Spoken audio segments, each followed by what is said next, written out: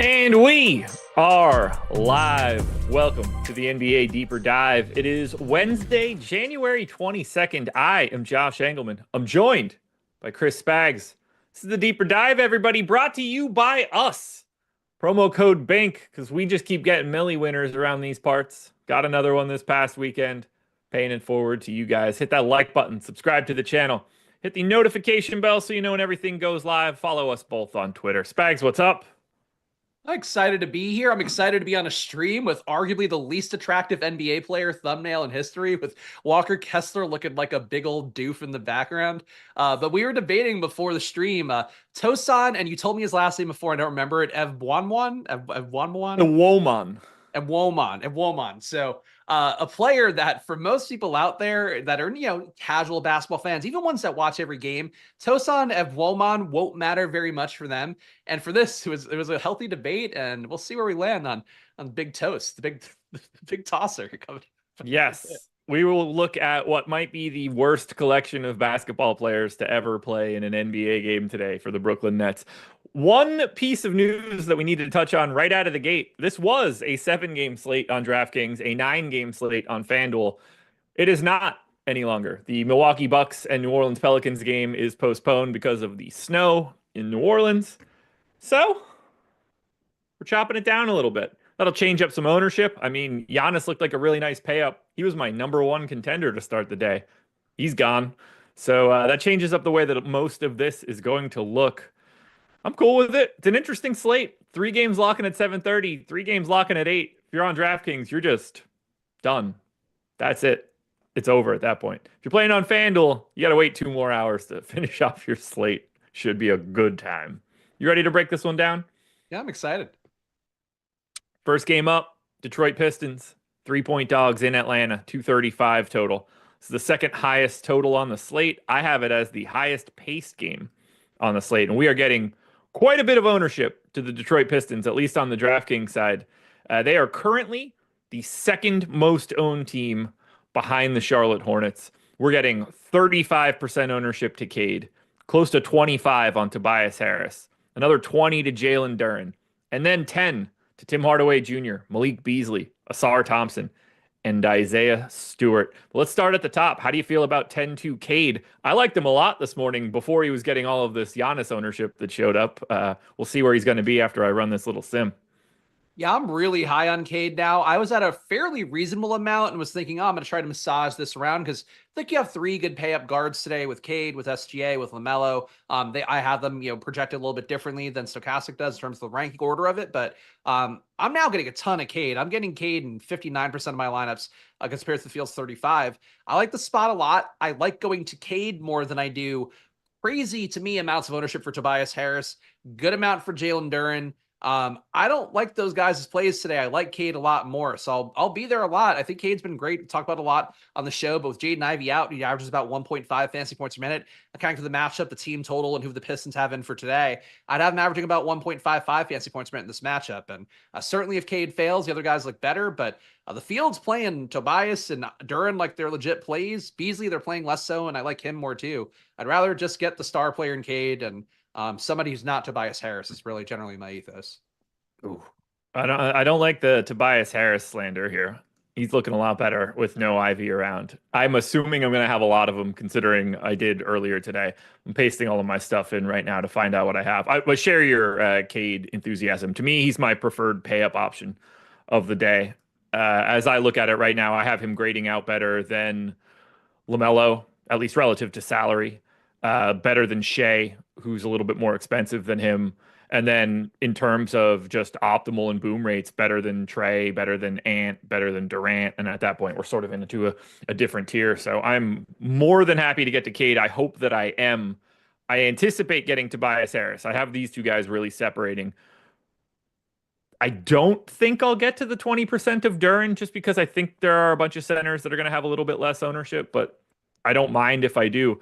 The guys that I don't want are probably Malik Beasley and Asar Thompson. Like, I think they're fine at 10%. They don't stand out in any way. I don't love getting to beef stew, but it's pretty clear that at 3,100, it's not going to take a lot or it's not going to take much downside of Jalen Duren to get Stewart a couple extra minutes in this spot against Atlanta. Is it exciting? No, but 3,100 for him as the backup center, that's a little too cheap for today. I'm surprised his price even got to this point. Not that he's been great, but that's oddly low for a guy that plays regularly.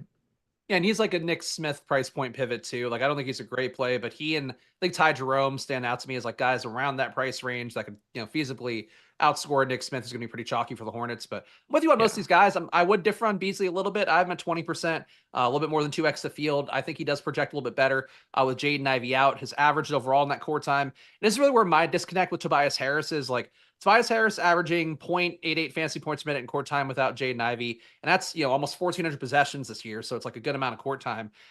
Malik Beasley's had 1,570 possessions, averages 0.95 fantasy points per minute. So when you give him the rates that come with that, 24% usage or so, I guess 23% usage, 10% assist rate, I think that Beasley's a better play than Tobias Harris. And when I see the ownership being flipped like that, that's the way I'm going to go. So, but you Tobias Harris players, going to be a lot of you out there in the field today.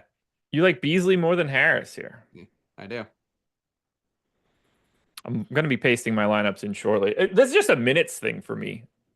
Tobias has been playing like 34 a night. I expect this one to be competitive. I think he's live to be on the floor like 8 more minutes than Beasley. And that's sort of the reason that I'm getting there. I just pasted everything in. If I just take this, if I take it raw, I could find out what I actually have here. That's how you It's pretty awkward to say out loud. Wow, I hate my exposures right there. That's pretty unappealing. I thought that I would be getting on the opposite side of some of that Charlotte ownership. Au contraire. I mean, if it's Mark Williams, that's good. I mean, not spoiler alert, but give me all. It is, Mark but I Williams. don't want it like that. Oh, I love Mark Williams. He's one of my favorite players. We've talked about it a few times. He's one of my favorite players in the NBA right now. I like Mark Williams a lot too. I don't know if I want 55% owned Mark Williams in my lineups as well when there's a center on every team. I have 42% of Tobias Harris. That is my most exposed Detroit Piston at 2x the field. I knew that was coming, and I'm perfectly happy with it. Neutral to the field on Duren, essentially neutral to the field on Cade, neutral on Hardaway, neutral on Asar. 24% of beef stew, though. So grabbing my value there. Not in lieu of Nick Smith, unfortunately, but we'll get to that point in a little bit. Ultimately, there's a reason that the Pistons are getting a bunch of ownership. I do think they look interesting. This is a really fast matchup. They gain 2.2 possessions over their average. Total looks great.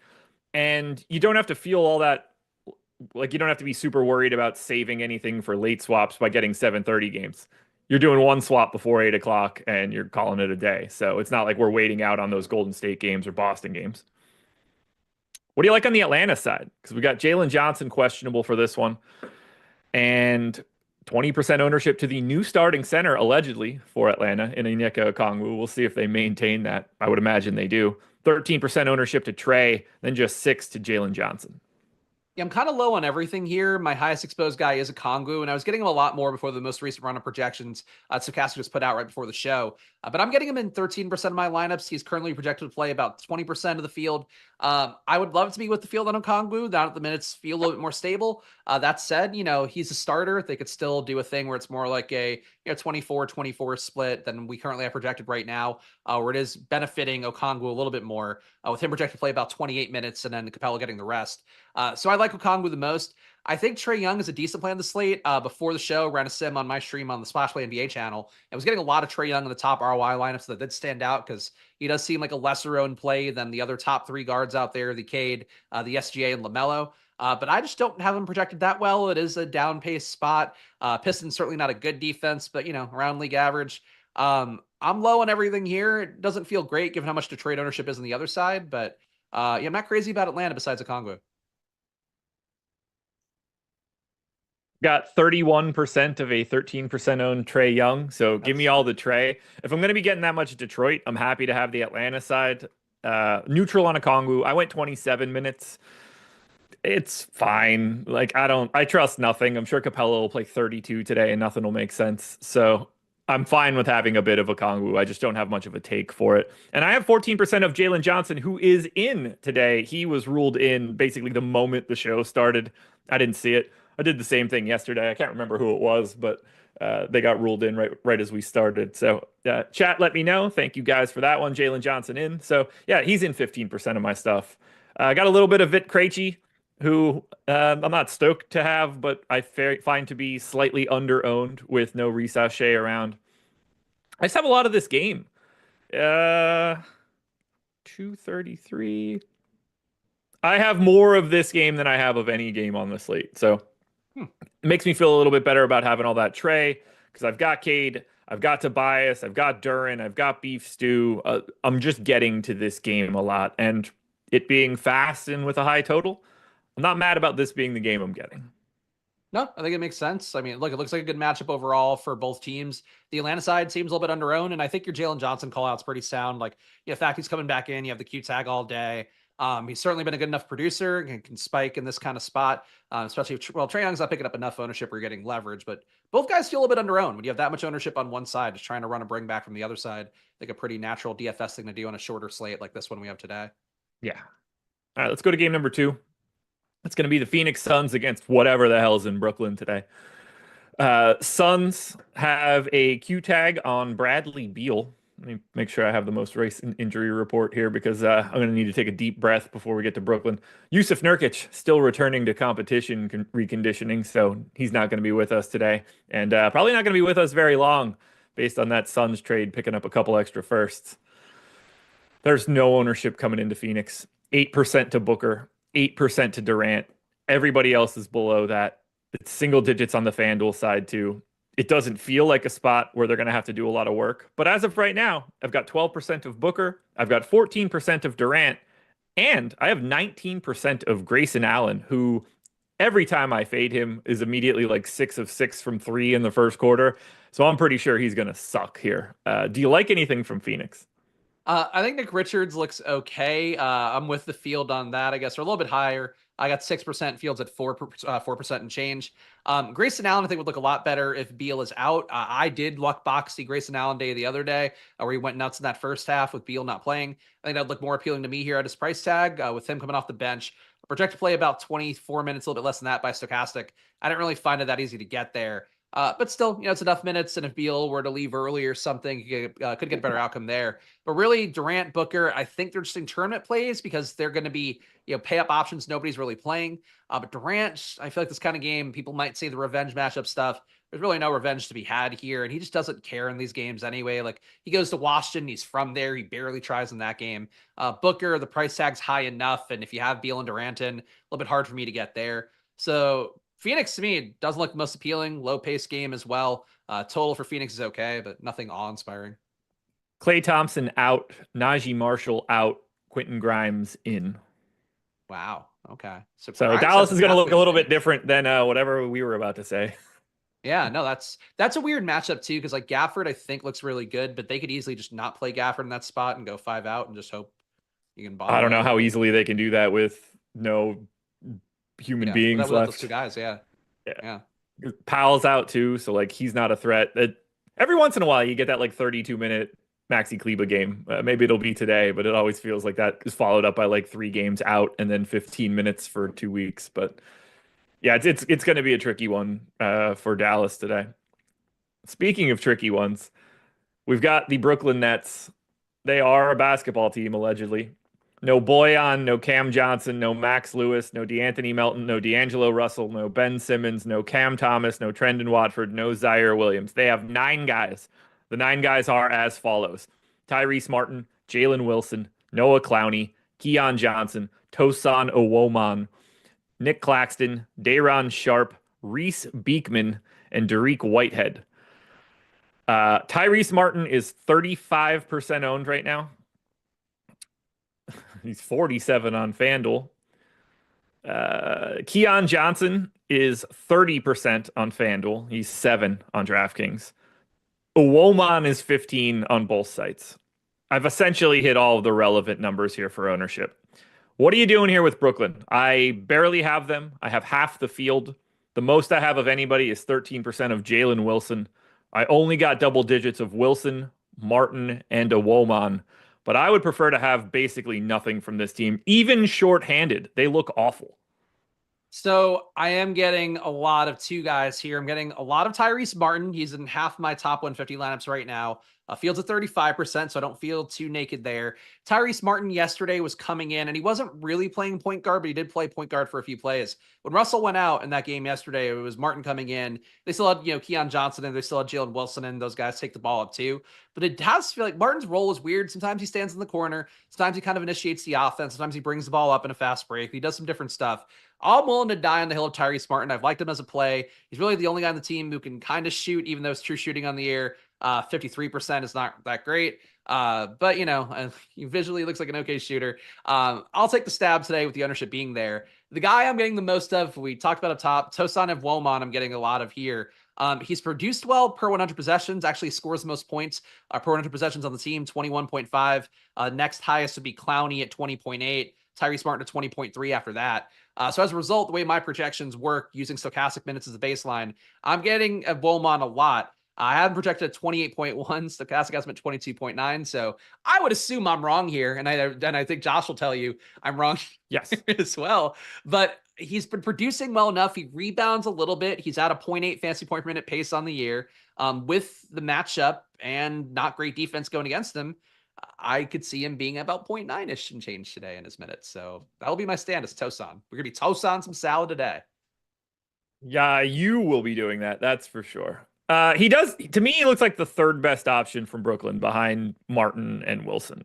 I'm not surprised to see Martin getting the ownership.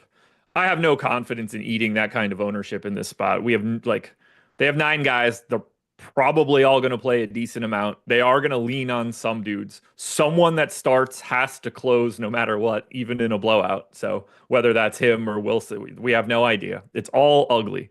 It's all ugly. Also, pace down spot for Brooklyn. But yeah, I had a Womon 11% optimal, 19% chance of hitting a 28 fantasy point target, whereas you would have that as a 50% chance of hitting that 28 point target. Slightly different numbers there.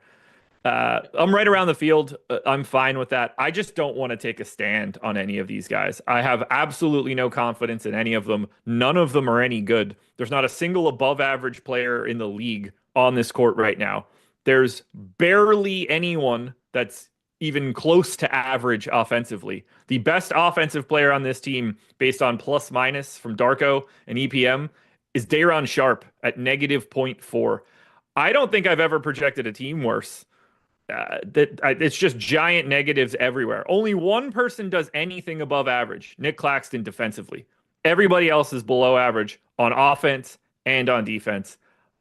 I hope these guys blow today. Just be awful. I'm avoiding them completely outside of your random shares, but there is no stand for me for Brooklyn. So yeah, I mean, I'm Team Tosan. I'm Team Tyrese Martin. And I will say too, I would say, I guess to pose back to you, doesn't a 101.5 implied total for Brooklyn feel a little bit high compared to what you'd expect in the spot with a 9-man rotation? And, Phoenix is a shitty defense and, it's not a high pace spot, but they're both around the same pace. I think there's more production to be had from Brooklyn here. And I get the logic too, but the chat I saw today on my stream and seeing it now as well. It's like, there's so much production to go around just by having 48 minutes for 5 guys to play in the game. And somebody can produce here. I get your point, Josh, about them being shitty and all that, but people are just going to go, I'm going to fade the game entirely. I think you got to take some shots. And if your projections actually push you to take some shots, then take them. I never thought that I could see a team with a 9-man rotation have no one projected north of 14 and a half real points. It's so gross. They're going to miss every shot they take. I mean, Nick Richards might have 300 rebounds today. What's his rebounding prop? Nick Richards' rebound prop is 9.5 juice to the under. I really like the idea of laddering his rebounds because when they're missing, Phoenix is going to be getting a lot of defensive rebounds, and he's going to be the first guy out there to do that. Durant, I'd like Durant's rebound props. These guys stink, man. Stink. I like the Tosan points over. Thank Team Tosan. Let's go. I bet you do. Remember this. Let's come back tomorrow. We're all going to be heralding Tosan as our new savior of NBA DFS. He's, well, I can't even give you an actual line. They don't even have a line for scoring 10 plus points. So I can't even give you that one. I'm at 15. Wolf, though. Take the bet if you can get it. Take it. All right, schedule for the rest of the day. This is big. NBA Live Before Lock coming up next. You get Greg and Eric breaking everything down. up until 7:30. And then you're getting 2 hours of playback coverage. Greg and I are going to go from 7:30 to 8:30. Eric and Aton are going to go from 8:30 to 9:30. And head to Stokastic's Twitter account right now at Stokastic_com. You will see a link talking about what we're doing on playback tonight. We're giving away 10 League Pass subscriptions for a month. So they're giving them out. You got to like and do whatever the tweet says. Like it and retweet it, or like it or retweet it. Either way, you do that to the tweet that's out there right now. And Jordan, you could probably drop that link in chat.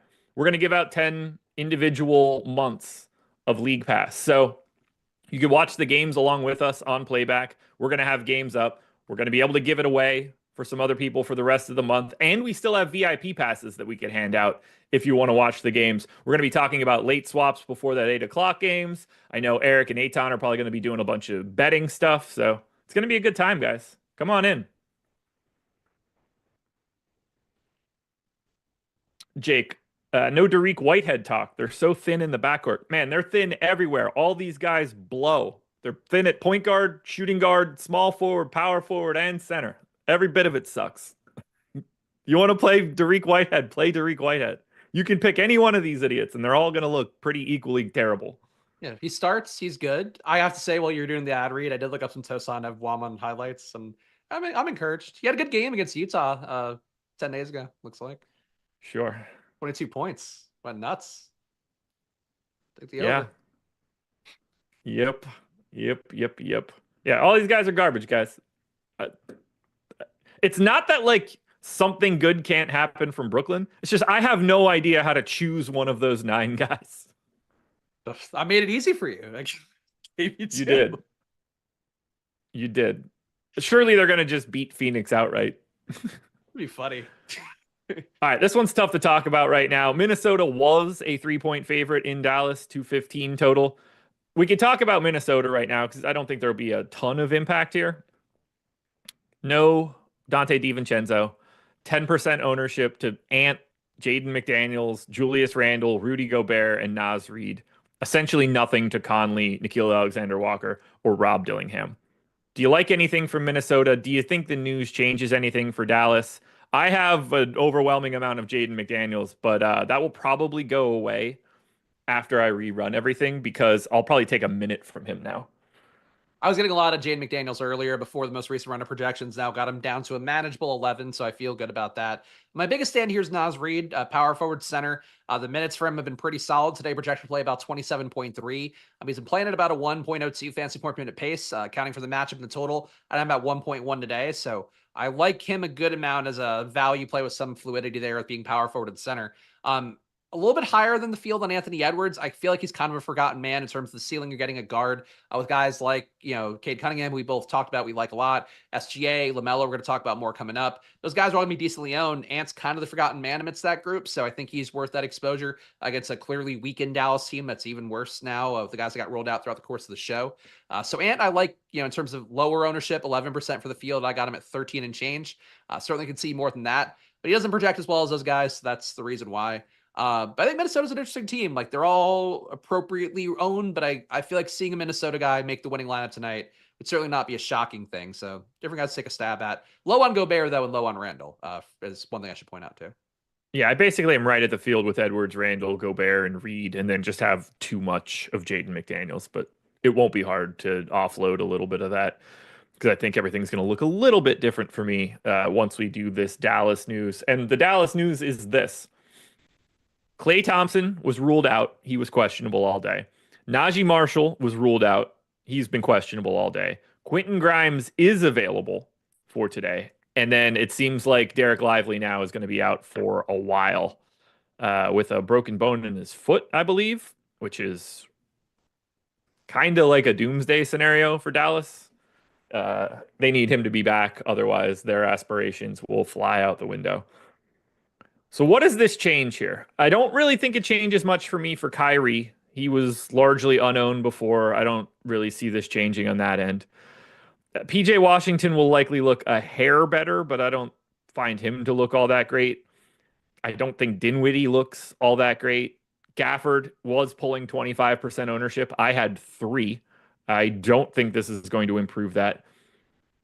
I think Quentin Grimes at 4,800 is probably going to be the first name that we actually want to talk about, but is Omax Prosper the second name we want to talk about? What do you do here? So I am Team Gafford. I think there is some risk, or at least there was some risk before that. You could take him off the court, just try to outshoot the Wolves if Gobert's kind of hounding you in the middle. Because I don't love the Gobert Gafford matchup on paper. But Gafford's average 1.3 fantasy points a minute in court time without Luka on the year. Obviously gonna look a little bit better having the guys who are out now as well. I think he's sort of a key play here where if I'm playing him, I'm going to play him a good amount. I was getting him 50% of lineups before this update to the Mavs. I don't think that's going to go down at this point. Probably more secure minutes at this point.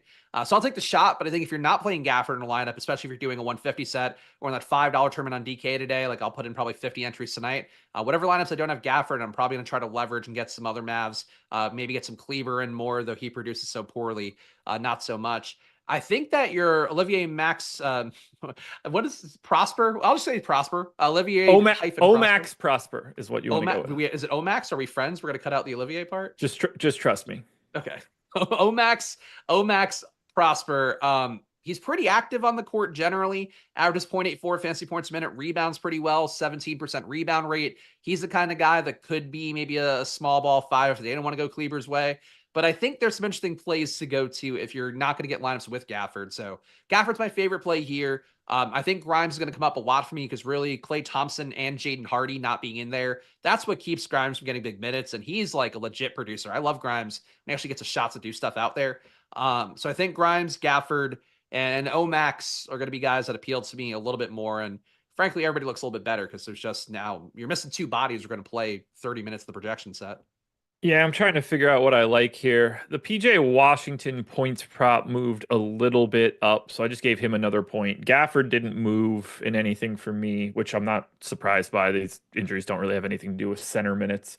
Dinwiddie has a 13.5 points prop, juice to the under. Kyrie's up to 26.5. He's going to start getting closer to, I might have to talk about him, but they really don't have much. They've got Gortman available, Brandon Williams. Of the non-starters, Gortman, Brandon Williams, both of these guys are smaller than Kyrie, just for reference. Kessler Edwards, Omax Prosper, Markieff Morris, and Maxi Kleber.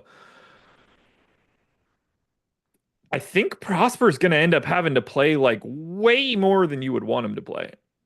I like him. He's got kind of oh man, he's got like a Kenneth Faried to him a little bit. He's really active out there. I think he also has braids, right? I feel like I might be mixing up guys. But like when he's out there, like he does stuff, which I think is a very Bill Simmonsy way to say it. But like he does get rebounds, gets some usage, does some things, chases the ball down, which matters in a game like this versus Minnesota, where they're going to need people to do anything possible. So yeah, I think Omax could be worth the look as well. People in the chat talking Kleber. Look, I think it's a world of infinite outcomes, and I think Kleber having an outcome that's positive is just as possible as Omax. Yeah, look, it all comes down to minutes here for Maxi. Like you just never know how much they're willing to play him in any given day. Sometimes it's a lot, sometimes it is very much not a lot. He doesn't have any props out there right now. Does Grimes? Grimes doesn't either. Tough to break this one down. I just started trying to throw around minutes, and I'm still 24 short. I think we're going to be seeing quite a bit of some of these dudes, which is not the most fun thing in the world. But like Kessler Edwards, Omax Prosper, probably Brandon Williams are going to play a little bit more. Like Brandon Williams won't be in play for this. But like Markieff Morris is going to see the floor today, I think. Or these starters are going to play way more than we ever expected. Yeah, I would plant a flag for Grimes because I feel like he's now lost. Like Klay Thompson's been a blocker for him in terms of court time. And Hardy too. Like Hardy's usage has been tough for him because Hardy just hits every three-pointer he puts up. Him not being in too, like I think there's a lot of room for Grimes to stay on the court here. But yeah, like just you open up again, you're taking away with Klay and Najee out. That's so many minutes that are left behind in the wing that they could fill a bunch of different ways. Yeah, I just threw some minutes on a bunch of people right now. If you end up giving Omax Prosper 20 minutes, he's the flat 3K small forward, power forward, will look like a decent value. I went 28 to Grimes, just like first guess, just getting numbers in. So I'm not married to this. Shooting guard, small forward. I'd have him at 25 fantasy points. That's 5.2x his salary. That's certainly going to be a good enough value to be in like 10 to 15% of lineups. And this is just first glance. So just digging into it. Grimes is going to look a little bit better here because of his price tag. Maxi's going to be a tough sell unless you're expecting a ton of minutes. Prosper off the bench will likely have some decent value.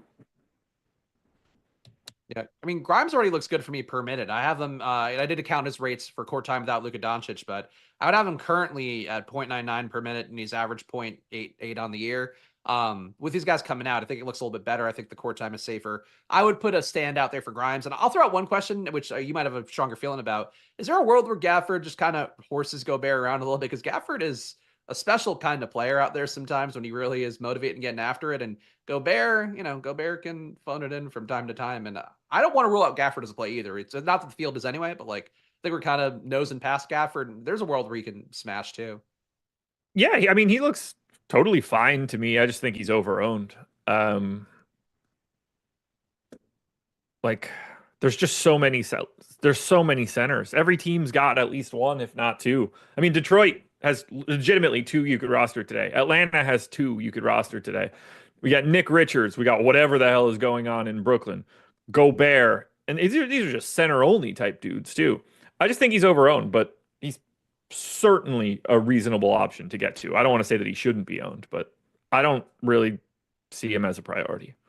That's fair. I know for me, I'll have some lineups today where it's Mark Williams and Gafford, and that was a really good combo at a Yeah, there much you go. cheaper price tag about a week ago. But I'll chase it up a little bit here because I think both guys deserve where the price tags are and the opportunity, and I'm in on the ownership more for Gafford than I think Josh is. Which Bradley Beal out makes oh, my Grayson Allen look a little bit better. this slate is really completely flipped. It was already batshit. All right, let's get through Cleveland and Houston. Cavs are 2-point favorites in Houston, 228 total. Q tag on Karis LeVert is out there for Charlotte, for Charlotte, for Cleveland. God, sorry, Karis LeVert, to put you through that. Evan Mobley and Isaac Okoro are both out.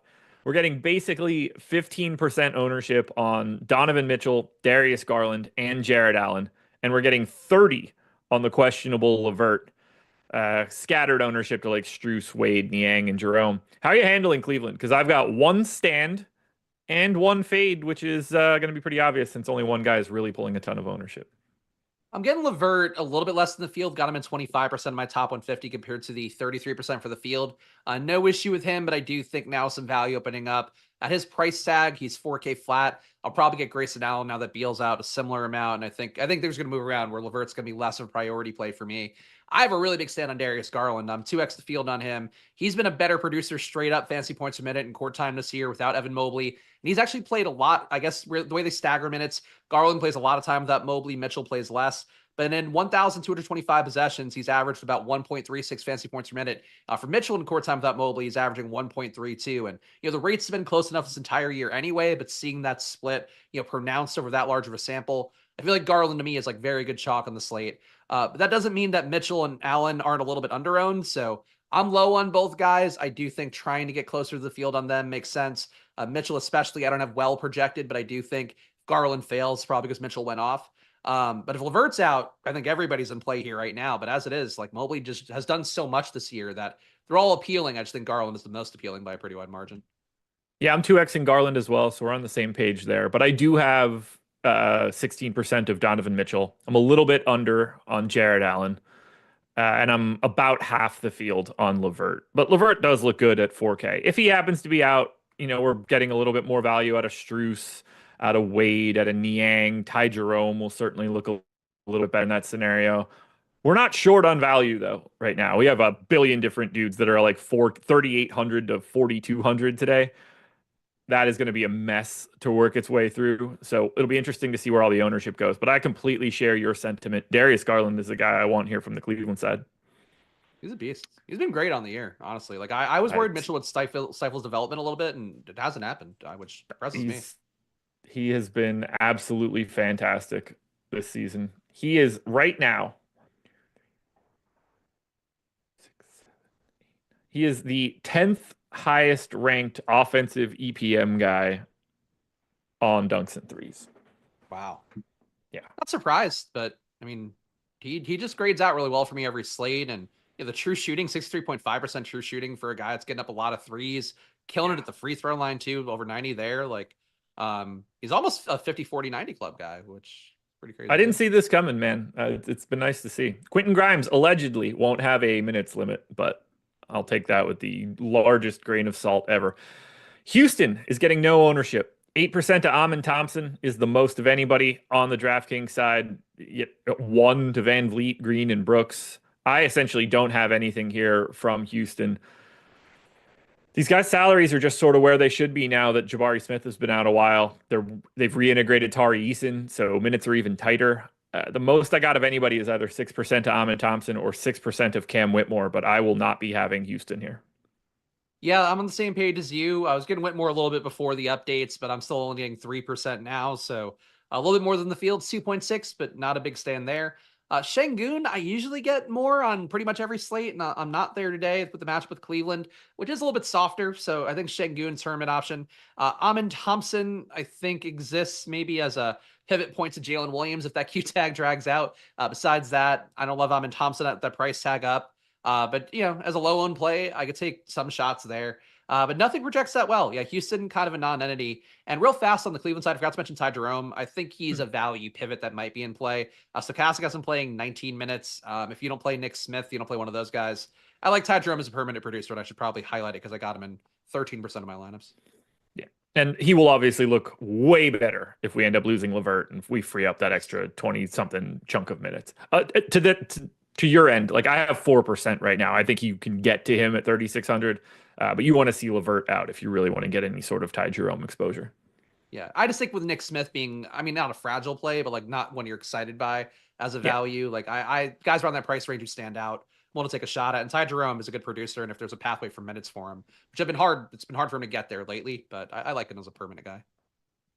I told you guys at the start of the show, and now I'm going to tell you for real. The promo code is BINK, 20% off any single sport DFS package. So you choose NBA, you get projections, ownership, the boom bust tool. You get our lineup generator, the single lineup simulator, the regular sims, the post contest simulation results, premium Discord, and more. And we're giving you 20% off using that promo code BINK because we got another BINK. We've had at least 4 stochastic avatars win a milli this year. That's kind of a crazy run. And we like to do a little something for you guys when it happens. So we're going to give you guys 20% off all the way up until Sunday if you want to get in for any one of these individual sports. It's a great time to get in for the NBA side. If you're a golf guy, golf is here. MMA every weekend. NHL, if that's your cup of tea. We got a lot of different packages here for you, and you can get them for 20% off using the promo code BINK. Maybe you can just get one for the NFL. Fire off a Millie winning lineup, then we can run a promo for you next week because all we do is create Millie winners. Really making it rain. Game number 5. This one's pretty popular. The Charlotte Hornets are 12-point dogs in Memphis, 240 total. Highest total on the slate. I have it as the second fastest game on the slate. Big time pace up spot for Charlotte, a little bit less so for Memphis. Hornets are a basketball team. No Brandon Miller, probably for the rest of the year. Salon's with the G League team. Trey Mann's been out forever. We are getting 50% ownership to Nick Smith, $3,200 shooting guard, small forward eligible play for the Hornets. We're getting 30% ownership to Mark Williams. And we're getting 15 to LaMelo Ball and Miles Bridges. We talked about it a little bit earlier. Let's start with the value piece here. Nick Smith stepped into the starting lineup in place of Brandon Miller 2 games ago. 3,200, shooting guard, small forward, 50% owned. I unfortunately have 70% of him. We are creating more value, so this will move around a little bit now. This looks a little bit different than it did at the beginning of the show, but starting guys with the best positional eligibility at that price tag don't grow on trees. I like him a lot. I think it's the easiest value play to get to today. Yeah, I was getting Nick Smith in 47% of my lineup, so a little bit under the field. I don't think he's a bad play by any stretch. I have him projected basically flat. So really, I don't have an issue with it other than the fact that like he's going to be really chalky. As a producer, he's just kind of okay, 0.79 fantasy points per minute. probably due to shoot better with the 40% shooting from the floor, 51% true shooting. But the main thing to me is like you're not getting, Brandon Miller in there. You're not getting even like a Caleb Martin type in there or Cody Martin, whichever Martin twin you want. Like you're not really getting a guy who's like that good. So that's my main reservation with Smith, which makes me want to get some pivots and lineups where I don't have him. But I think being with the field or close to it seems pretty reasonable to me. He's been a good producer, well, good enough producer, getting starter level minutes. That's enough. I'd rather have Mark Williams, though. Love Mark Williams on the slate. He's now 7K, which is getting tougher. I would still have him projected over 40 fantasy points. I'm at 42.3 compared to 42.2 for Stokastic. I'm getting him in about 66% of my lineup, so 2x the field on him. It's a pretty big stand, as Josh has mentioned throughout the show. There's a lot of good center plays, but I just like Mark Williams a lot. I really think he dominates kind of these situations more often than enough. He's paid off so many different price tags, and I've really played him more than I should throughout the entire time period where his minutes were uncertain. Now the minutes are locked in, and he's a beast, and I think he's still probably underpriced. So team Mark Williams here, and under on everybody else besides, I guess, flat with LaMelo. I got 36% of LaMelo as well. I don't get the sense that's going to go anywhere either with more salary available. I'm under on Bridges, but right now I have 2x Mark Williams. I don't love that. I won't maintain that. I'm a little nervous about I'm always nervous about the ED matchup because he just really is a massive human being. And like every once in a while, you're just going to learn something about how they handle that kind of size. Mark Williams could just be too fleet of foot and too athletic for him, and that works out perfectly, or the size could be a problem. I could see it going either direction, but I assume Mark Williams is going to be great. And I assume that I'm going to have 50+% of him and be over the field. So I don't want to undersell it, but I'm always just a little nervous about what Zach Edey is going to create here. And then Nick Smith, I just can't get away from, unfortunately. I'm hoping that all of this value that we've gotten recently will allow me to just sort of get like 50% and walk away. Fair. See, Mark Because Williams. he's Nick Smith. There's a reason he hasn't played in 2 years. I think Mark Williams beats up Zach Edey, would be my guess. I don't think he's ready for Mark Williams' physicality and what he brings to the table. One thing too that I found really encouraging with Mark Williams, which I saw people tweeting about during the first half of the game, he picked up 4 fouls and a half in the first half, left like about halfway through the second quarter, still got to 29 minutes in that game. Like they keep him on the court a lot more than it seemed when there was a period where he couldn't be on the court at all. Now he's out there and they don't let him off. And he's fun to watch. He's fun to watch. Now on the Memphis side, they're going to be without Jake LaRavia for this one. He is doubtful. Call it 10% ownership to Bane, Jackson, Morant, and Aldama. I'm more than 2xing one of these guys. I'm under the field on the other 3. Care to guess? All right. Well, we haven't been in lockstep today. I feel like you usually hate guys like Aldama, but he's cheap and you like Tobias Harris. I'll say over on Aldama. Is that one of them? Over on Ja Morant, 28%. Give me Ja, baby. Love it here. Him and Melo going back and forth. Love this. Love this. So I'm 2.5xing LaMelo. I'm more than 2xing Ja. Give me the guards in this one. This is a lot to me. I'm basically just doing the same thing I did in Detroit and Atlanta. I got a lot of Cade, I got a lot of Trey, I got a lot of LaMelo, I got a lot of Ja. Just going out on grabbing all those guards. Yeah, I like the approach. I mean, I think Morant's got a good price tag. The issue is, as you pointed out a lot too, the minutes are not always there. And we had that one game where he got to high 30s minutes and then they kind of yanked it back away from him. So it's a little bit tough for Ja to like fully trust that he's going to get that upside, but he can produce 2 fantasy points per minute as sort of the upside, on the spectrum there for him. So I get the Ja thing. I'm going to have 17% Ja compared to the fields, 11 and change. It's a little bit of a pro stand. I have 19% Aldama compared to the fields, 11 and change as well. So a little bit of a pro stand there. I'm under by a little bit on Jaren Jackson, under by a little bit more on Desmond Bane. I would prefer Morant and Aldama out of the group, but Aldama's too cheap to me with his kind of roll back to where it was before. And Morant's, I think, is too cheap as well. And him and it's a really good point guard slate, really good point guard shooting guard slate. And I want to get a little taste of all these guys. Want to wet my beak. There you go. Yeah, I'm a little light on Bane. I don't have much Triple J. Not that I'd be mad about having him because he's awesome, but I don't have that open in my roster construction. I've got like a little bit more of like Kevin Durant instead of him at a little bit higher of a price tag. And I don't have much of Aldama either. I just don't trust the rest of Memphis. Give me the main guy. Give me Ja Morant. I'm pretty confident we're not going to have anything here, but there's no telling what you're going to tell me for some of these projections for Utah. Utah Jazz, 16.5-point dogs in OKC, 231 total. So the Jazz are without Jordan Clarkson, Taylor Hendricks, Johnny Juzang, Micah Potter, Bryce Sensabaugh, and Cody Williams. But John Collins is available for the first time in ages. Lauri Markkanen is available. Colin Sexton is available. This team, prior to starting this show, was projected for 2% ownership, 1% to coverman Walker Kessler, 1% to John Collins. I don't have a single share. I will not have a single share. I will not have a single player from Utah in a lineup. I would be shocked if I get it. Tell me who you're jamming. It's a brutal spot. I mean, 16.5 point dogs heading into OKC. Even if Jalen Williams is out, they got enough bodies to throw at these guys to make it hard on them. Thought I'd get a little bit more Kessler. I do have Kessler about 4 fantasy points higher than Stokastic. I'm at 33, compared to 29.1. But Gafford, Mark Williams, there's a lot of good center plays on the slate. Again, as Josh mentioned, but I really do love Gafford and Mark Williams a lot. I have guys to go to that are not that are not going to be Walker Kessler. So unfortunately, he's on the thumbnail, and I wish we could give him the cosign with his mouth is open, agape, waiting to hear us say positive things about him. But yeah, nothing here looks good, man. They should get their ass kicked. I mean, this is a pretty big spread, 16.5 points. Yeah, this one's just absolutely gross. I don't know how you play anything here. I don't have a single recommendation. Nobody graded out well. Just full stop pass. And then we get to OKC. Jalen Williams without the Y, the non-center version. Well, the non-permanent center version is questionable today. He's pulling 18% ownership. Wallace, Dort, Jalen with the Y, Aaron Wiggins, they're all sub 10. Shea is at 39. I have 4. I'm under the field on OKC here. I've already mentioned that I have way over on Cade, Trey, Ja, LaMelo. To be over on all those guards means one thing. I'm not getting to the pay up option that everybody else is. I'm fading Shea. I'm fading everything from OKC. They handle these guys too easily. I hope Jalen Williams plays.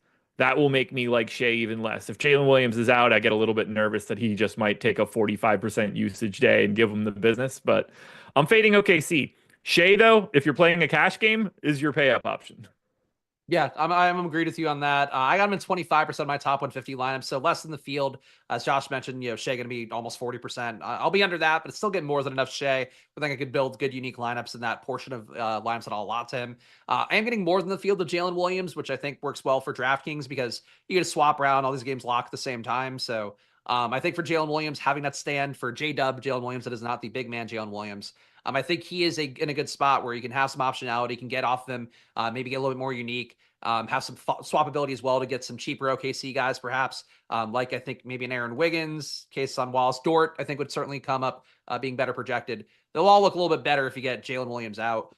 Big Jalen Williams, I'm low on too. I got 4% compared to field 6. I kind of like him in this spot because Walker Kessler is going to keep him in position to rebound a little bit more, and then he'll shoot some threes, and Kessler's not going to get out there to cover him very well. But on this slate, he just doesn't project as well as center. So I'll probably get some shares of him, but it's going to be me kind of deliberately going there. He just doesn't project as well as some of the guys we've talked about.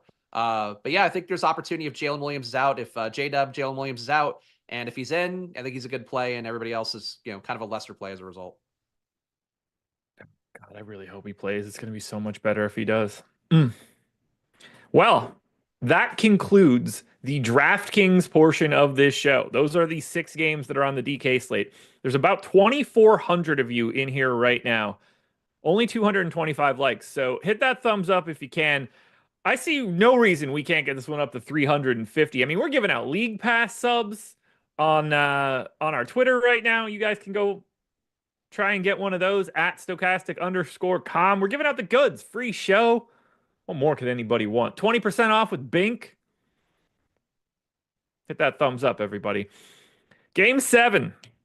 Golden State Warriors. 7-point dogs in Sacramento. 230-point total. Golden State is without a bunch of dudes. Kyle Anderson out. Draymond Green out. Jonathan Kuminga out. Brandon Pajemski out. Gary Payton II questionable. We got like 10 to 15% ownership coming into Curry, Wiggins, and Schroeder, and basically nothing else here. If Moses Moody's going to be 2% owned and he's going to be starting, though, Moses Moody to me looking kind of sneaky on the FanDuel side, but nobody on Golden State that I want to go crazy for.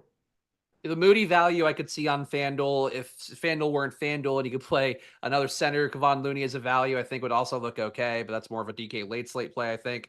Wiggins, Schroeder, Trace Jackson Davis all look playable enough to me here, getting a bit of an uptick. Steph Curry is really not much better with Kuminga and Draymond off the court. Goes to about 1.31 fantasy points a minute. That's what I have him at today. I like Steph in these spots generally. I think for a tournament, him being 10, 15% owned on FanDuel is pretty appealing.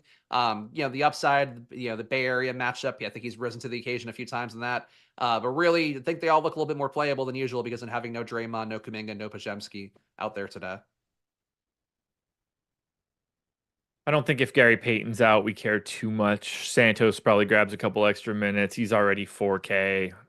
I think these guys are pretty well uninteresting outside of those main dudes plus Moody. Yeah, I agree. And then Sacramento is the same thing they always are. They're fully healthy. It's 5 to 10% ownership on Fox, Monk, Murray, Sabonis, DeRozan. You know they're going to play 34, 35, 36 minutes, just clean across the board. I guess Sabonis is probably my preferred option because he has the power forward eligibility, but I have these guys all grading out very similarly. I would say Monk is my least favorite, but these guys are all just packed together. Any one of those dudes seems fine in this spot. I don't know how you separate them though. Yeah, I'm with you on that. Fox, I like a little bit more for the DK late slate. I feel like the price tag's going to be good on DK where he's still in the 8K range. I think he should be a little bit above that at this point, but 8,500, he'd project the best for me for the DK late slate. For FanDuel, though, I think they're all kind of similar plays at different positionality and price points. With you on Sabonis positionality being a positive on there, as opposed to being center only for the late slate on DraftKings. But I think Fox, to me, I'll always take a tournament shot on. I feel like he's been one of those guys that took a leap this year. Some of the underlying shooting numbers could be a little bit better still. But I like Fox's tournament option if he's going to be lesser owned. Like the shout. Let's close it out. Final game of the day. Could have been a lot more interesting, but now it's just an absolute mess for anybody that's waiting until 10:30 and playing this FanDuel slate. Boston Celtics, 12.5-point favorites in Los Angeles against the LA Clippers. Boston has a Q tag on Drew Holiday, Al Horford, and Kristaps Porzingis. The Clippers will be without Chris Dunn, Kawhi Leonard, Norm Powell, and Ivica Zubac. And we still have Q tags on James Harden and Nick Batum. This late night hammer is an absolute mess for FanDuel, and you got to pay attention to it because this could legitimately create the best possible plays. If everybody's in for Boston, nobody's getting any ownership. You know how to handle Boston. But if you get Holiday and Horford out and Porzingis in, or some combination of two of these guys out, you'll free up a little bit of value on Boston. I just don't think that we're ever going to look at the Celtics in this spot and think you got to get a lot of X or Y. Yeah, I think they're all okay plays. Tatum would be my preferred one, which is not really any kind of hot take. They would look better if you get the guys currently questionable out for Boston, but I think they're all okay enough plays. And I would say, too, for the Clippers, like at this point, you're not really getting the real Clippers with no Zubac, no Powell, no Dunn, no Kawhi, for as much as that matters. I don't know if you can call that the real Clippers given how Lily's played this year. But you're not getting the real team. You're getting a team that's probably rife to get their ass kicked by a Boston team showing off in LA before their real marquee matchup comes against the other team. And that was one thing too, Josh. I don't know if you'd seen it, but it seems like they said that Drew and Horford not likely to play today. There was some report out there they might play the second part of the back-to-back or be more inclined to play that one. So yeah, I would try to prepare to not have Holiday and Horford and maybe bump some things now for those guys. Yeah, those guys will look a little bit better, but it's not going to create any sort of overwhelming value. If you get Horford and Porzingis out, then you're going to get some value in like Luke Cornett at center or even Kada at that point too. But you're just bumping up your Hausers, your Pritchards, guys that already have slightly increased salaries. And obviously, if James Harden ends up out, everything is crazy different here. They already look nuts. 50% ownership coming into Kevin Porter Jr., 25 to Harden, 15 to Terrence Mann, Derek Jones, and Mo Bamba, who is likely starting at center. And you're getting 10 to Amir Coffey. But if Batum is out and Harden's out, we're going to be calling on Bones Highland. We're going to have like 60% owned Kevin Porter Jr. This Clippers side is crazy, man. And we're still waiting on a lot of news. Yeah, I'd say Harden, if he does go on paper, looks good, but I don't know why he would play at this point. It would kind of go against what stars usually do in this spot, which is like they know they're going to get destroyed and they don't play. If he does play, he absorbs everything. So I guess that's the hope here if you do it, but man, they're going to defend him violently if he does play here. So it's a tough spot, but I would still take the shot if he were active, just because he should absorb all the usage, all the rebounding, all the assists, and become kind of like old Houston Harden. Besides that, I'm getting Kobe Brown projected well, though. Is he center only on FanDuel? Do you happen to know? Kobe Brown, I don't have his FanDuel positionality in front of me. You try again. Guess. Kobe Brown, is center only, or is he power forward center? He would be small forward only. Oh, so he's power forward center on DraftKings. I think he's an okay value play. He's been playing about a 1.02 fantasy point per minute pace this year. Projected to play 17 minutes by Stokastic. Obviously, if the game gets squirrely, a guy like Kobe Brown could kick tires on a little bit more. I'd worry about the Porter Jr. chalk a little bit because he's only projected to play 22 minutes by Stokastic. If Harden's out, different situation. But if Harden does play, I don't know if you trust the Porter minutes quite so much with the fact that he's been literally in and out of the rotation. I expect him to get run, but like I think that could be bad chalk. But yeah, if Harden's out, you could literally play anybody here. It's just a farce of a team at that point, almost on Brooklyn levels.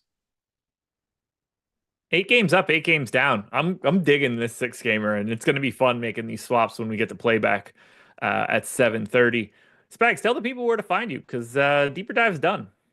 You can follow me on Twitter at Chris Spags. You can also check out my YouTube channel at Splashplay NBA. I do streams before this one at 4 p.m. Eastern time every Monday to Friday. I talk about my projections, comparing them if they're crazy stands. But look, if Tosan hits, I think you guys should all go subscribe there. We'll talk Tosan. We'll toss some things around as we do with Tosan.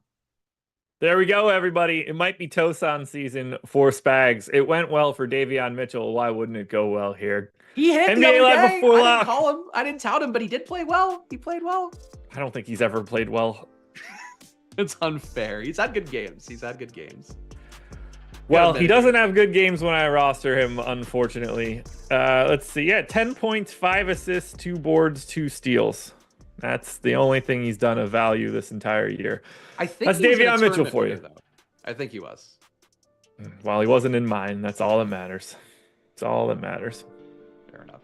Live before lock coming up next. Hit that like button on your way out the door. Bye, guys.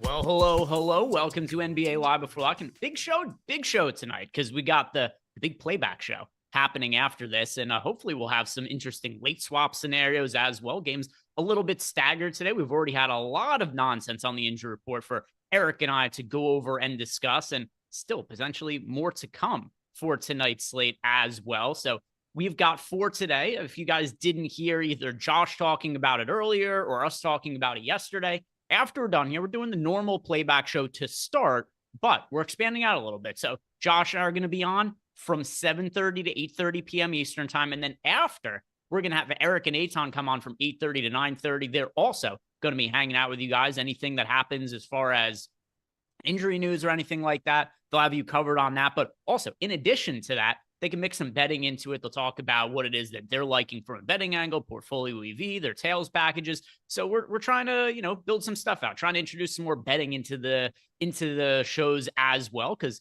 that is something that's becoming more widespread. So we are trying to get you guys the most pertinent information from both DFS as well as betting. So do us a favor, like the video, subscribe to the channel. Don't forget to join us on playback after this. Eric, how are you doing today?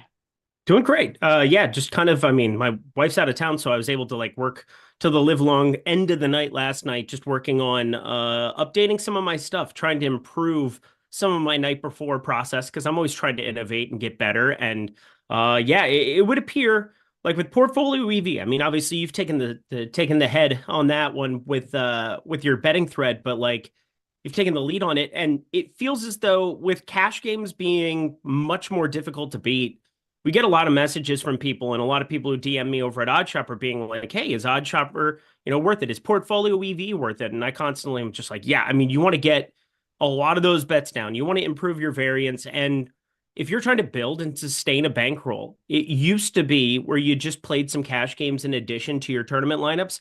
But I got to say, I think tournaments still remain much, much softer than cash games too in the DFS streets. And so I've just been 95, nearly 100% volume in terms of everything I'm doing on a DFS side with the tournaments, with the sims.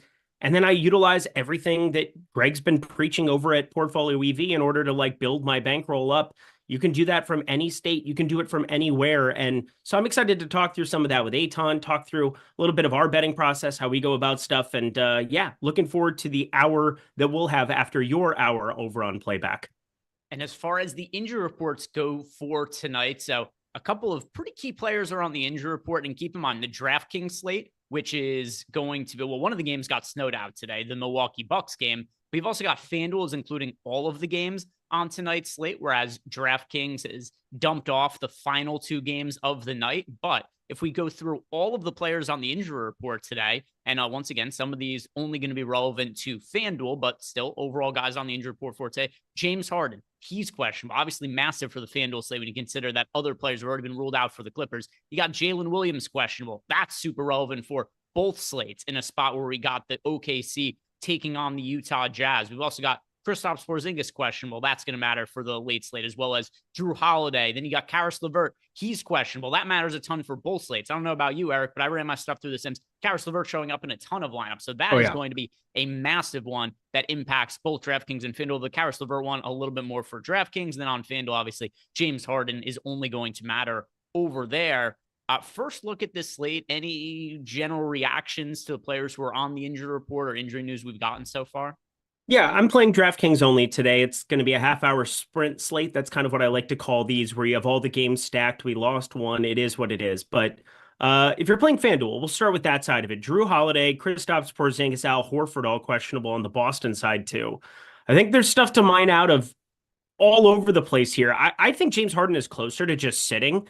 If you're going to sit Norman Powell, Kawhi Leonard, Chris Dunn, I think James Harden, it's we got to keep appearances to some extent, but they just want to make sure they get some of these easy wins when they can. And they're punting some of these other spots where it's we don't want to waste 24 minutes of Kawhi today, 26 minutes of Kawhi today when we are on a back-to-back. They play again tomorrow against Washington. Yes, it's only Washington, but you want to kind of get some of those secure wins. They just lost a close one to Chicago, probably looking to get that one back. So I think James Harden closer to sitting for the people for the evening window. I'm going to be covering that a little bit from a betting perspective from Eitan for sure. Got Gary Payton II. We could get a weird starting lineup from the Golden State side, so keep that on alert. But from a DraftKings perspective, I think you laid it out really, really nicely. We have Brooklyn super shorthanded. We have Jalen Williams with a Q tag, and we have Karis LeVert with a Q tag. Those are really the only three things that we're looking at, like what that starting lineup is here for Brooklyn. And then those two Q tags. I think everything else is kind of right in front of us. We'll be able to talk about the nuances of it, but anything else you wanted to let the people know before we dive in? Jimmy Butler just being a dickhead as per usual. Oh, He yeah. got his normal stuff going. Oh, yeah. How many games has he been back from suspension? 2, 3? Yeah. It's not been very long, and then he skips the team flight, which was intentional. Because This wasn't F him, that's why. This wasn't a, oh no, I set the wrong alarm for my 9 to 5 today. He absolutely intentionally did not make the team flight. He's just trying to force their hand to a trade. I don't think it's a coincidence, and I'm not the only one who was thinking this. I don't think it's a coincidence that like 45 minutes after Jimmy Butler got suspended, Bradley Beal was ruled out. Yep, I'm 100% with you. It makes all the sense in all the land. You have to have those two contracts. Like, there's just so much other difficulty in terms of like, people just think it's as easy as like snapping your fingers and it's like, oh, you trade this guy for this guy. No, there's so much that goes into it. First off, Beal can kind of call his shots. If he doesn't want to go to Miami, he's not going to go to Miami as a no trade clause. The other part is that you have to make salaries work in the NBA. You can't just make things, happen out of thin air. So you need another team involved if Beal doesn't want to go to Miami. And I think that completely makes sense. Put on your helmet, like the guys from Signs, put on your thinking cap, if you will. It definitely makes all the sense. Your conspiracy theory, I think, is correct.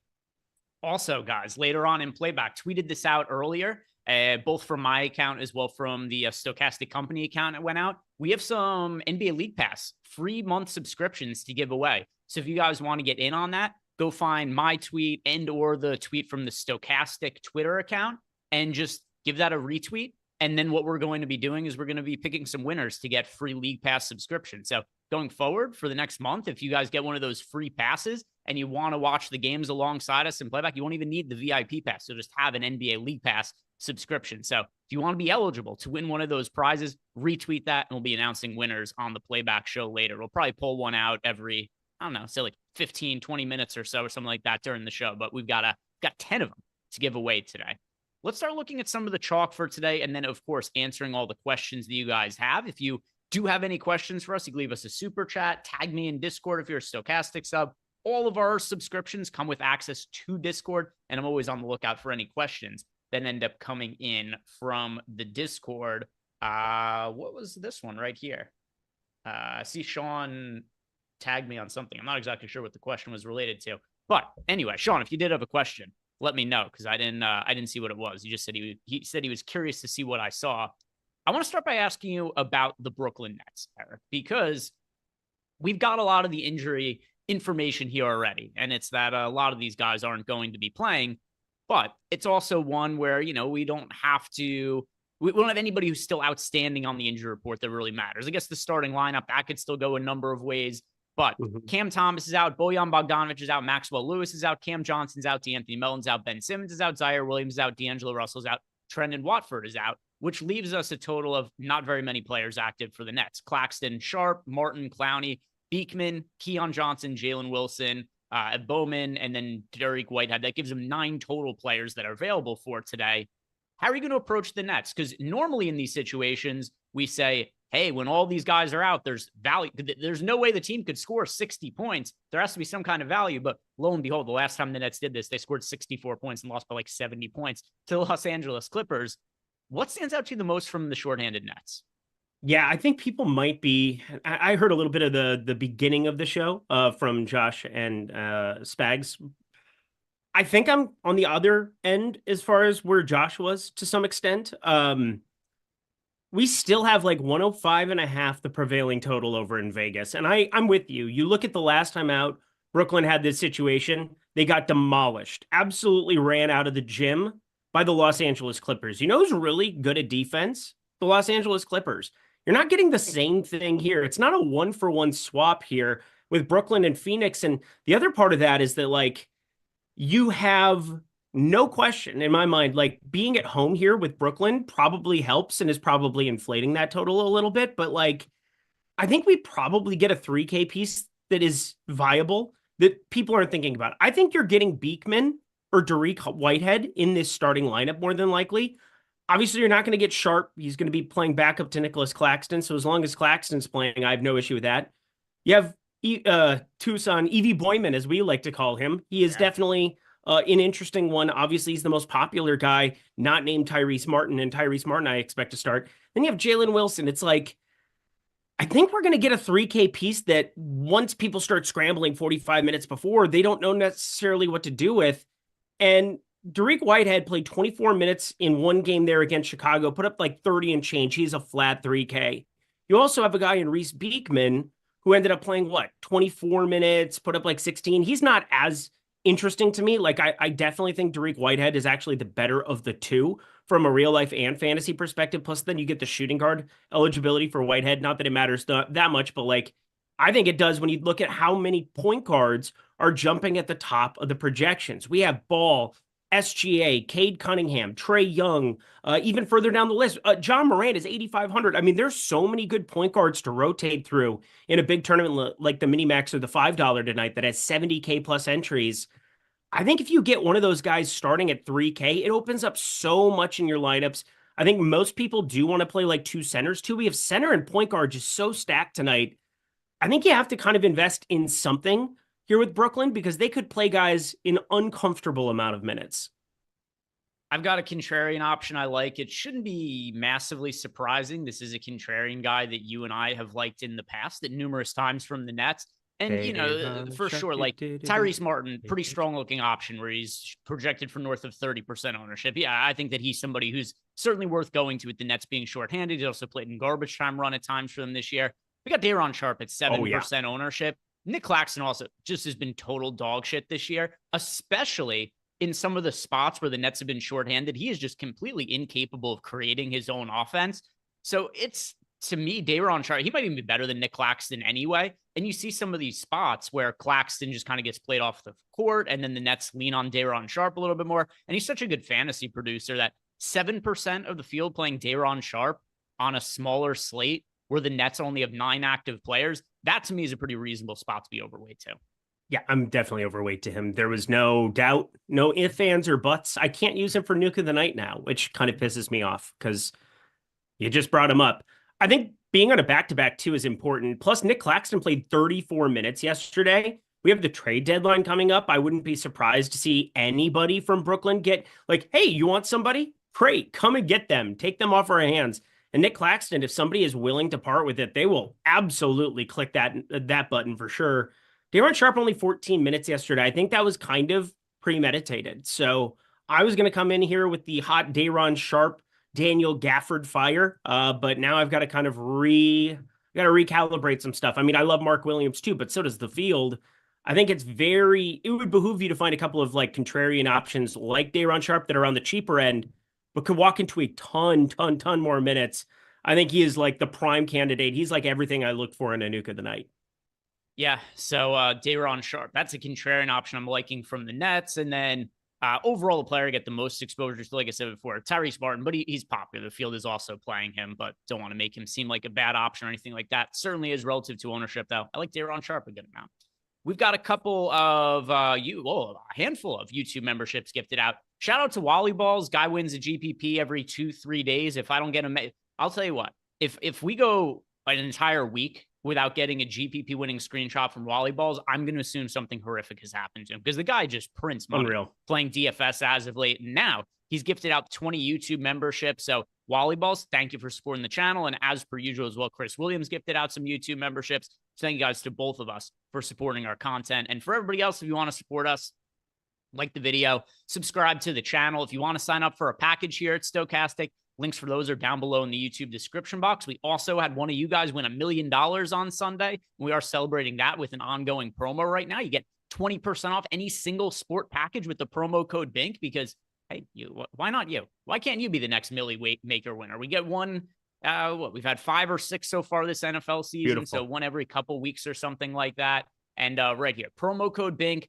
link down below in the YouTube description box. Sign up for any single sport package that you want, whether it be NBA, it could be a data package, it could be the Sims Max package. You want to sign up for PGA, you want to sign up for MMA, use that promo code BINK, get yourself 20% off your first payment Link down below in the YouTube description box. Promo code BINK, all capital letters. All right, Eric. We've talked through the Brooklyn Nets. Almost called them the New York Nets there for a second. We've talked through the Nets. I think that's a really interesting spot for the slate. Let's now look at the overall players that are projected for the most ownership on DraftKings as well as FanDuel. And, these slates quite a bit different from each other when you consider that the FanDuel slate is including 2 extra games. But let's start by looking at the DraftKings ownership, if you wouldn't mind pulling that up here, Jordan. And yeah, sort by ownership on, whichever page it is you want to pull up. We just got like a brand new update ownership, too, for what it's worth. And there's no like insane chalk for the slate, meaning that we don't have anybody who's like 60, 70%. There's no Khalil Ware from last night, who is a can't miss, who you and I basically had in all of our lineups across last night. So we've got a handful of guys who are 30+% on. The most popular player on DraftKings, Nick Smith, 44% on. Then you got SGA with Jalen Williams questionable. He's the most popular pay-up option on the slate. Blowout risk, definitely a little bit of a concern for me there. He's 38% on. We got Quentin Grimes at 36%. Cade is 32%. They're right around 30% ownership going to each. Mark Williams as well as Tyrese Martin. What do you make of the chalk here? Are there any of these guys that you want to be way overweight to the field to who are really popular? Yeah, I'm very curious about what ends up happening here with Nick Smith. He is shooting guard, small forward, and I think the push and pull effect for me will be the Brooklyn starting lineup. If we get one of Beekman, if we get one of Derek Whitehead at 3K flat, I think there's going to be ways that I can trim off some of this Nick Smith Jr. I have. I'm not like full sending it by any means, but currently in 60% of my lineups, and I just don't want it. Like I don't actively want that. It was nice to get Quentin Grimes with shooting guards, small forward showing up in as many lineups as he is. Jason Kidd, who's a damn dirty liar, so I'm not sure what to make of it, but he said that he's not going to be on a minutes limit. I think that bodes well. You also have Tyrese Martin, shooting guard, small forward. I don't know if he ends up even 30%, 35%, because, I mean, 5,200 for a guy on this slate when we have like, I think Grayson Allen's probably going to get steamed up as this goes along. Oh, we did get him up to like 17% in that last run that came in like a minute ago, so that's good to see. I mean, there's Tyus Jones, who I like at 4,300. I think he's kind of my preferred cheapie on the Phoenix side with some of that news. Obviously, Bradley Beal not playing basketball today, if you missed that. And then there's a couple of like interesting Dallas pieces. I don't think we're going to get anybody starting by any means, but like there are lots of ways where with Najee Marshall out, with Klay Thompson out, like they have to play either Kessler Edwards to some extent, or they have to play, unless they're just going to play like 42 minutes of PJ Washington, or they're going to play Kleba alongside some Gafford here. But like behind Gafford, there's no true big. Like Minnesota, it's not the disaster it would have been last season having Cat and Gobert on the floor at the same time, but it's still difficult. I look at Dallas with Olivier Maxence Prosper would be his name at 3K.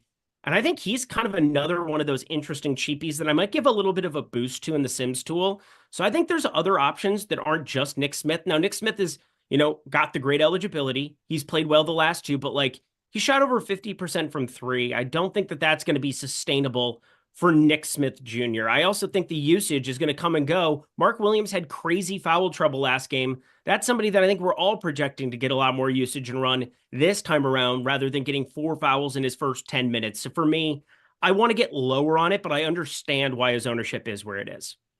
One thing I like about Nick Smith, which, I mean, we have these conversations all the time, and it's something also that you kind of alluded to, is let's see what ends up happening with the Brooklyn Nets starting lineup, is because this game is locking at, and while it isn't a massive difference, it matters a little bit for this slate.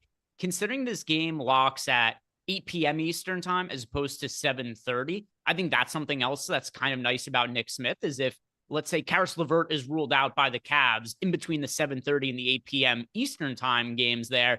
Well, if you have a lot of Nick Smith, you're going to be having more access to be able to swap him to like a George Niang or whoever else it is that might end up popping up as a value option should we get a weird starting lineup or something like Karis LeVert being out, who I currently have a ton of exposure to Karis LeVert personally. Eric, I think he's also a pretty important talking point here.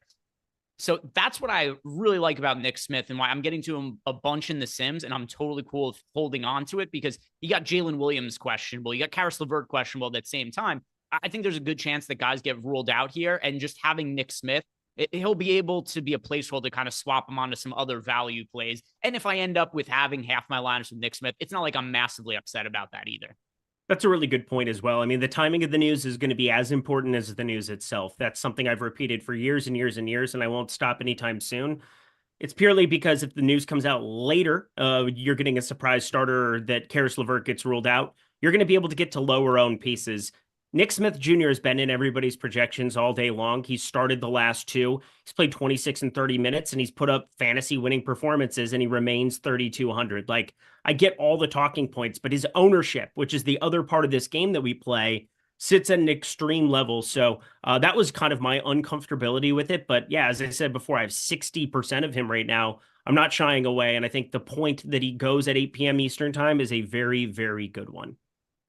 Yeah, so Nick Smith, got him in a bunch of lineups right now. Him and Karis LeVert are my two most rostered players. And I also want to talk about the Cleveland Cavaliers situation, how we want to handle Karis LeVert, and then also what do we do if Karis LeVert doesn't end up playing? Because he's somebody who's in line for a bigger role. And the reason he shows up in a bunch of lineups for me as of right now is because Cleveland, a little bit shorthanded at the moment. You got Evan Mobley's out for the team. Isaac Okoro is out, so no Evan Mobley. That means you're going to have a Cavs team that trends a little bit more towards small ball lineups. No matter Okoro, that's some extra playing time that opens up for some of those wing players. And Karis LeVert is a guy who is a much better fantasy player than he is real life player. But when he has the ball in his hands, he's capable of scoring a bunch of fantasy points. He's relatively cheap for today. So if LeVert plays, do you like him as an option, Eric? And then if he's out, where are we looking for value on Cleveland, if anywhere?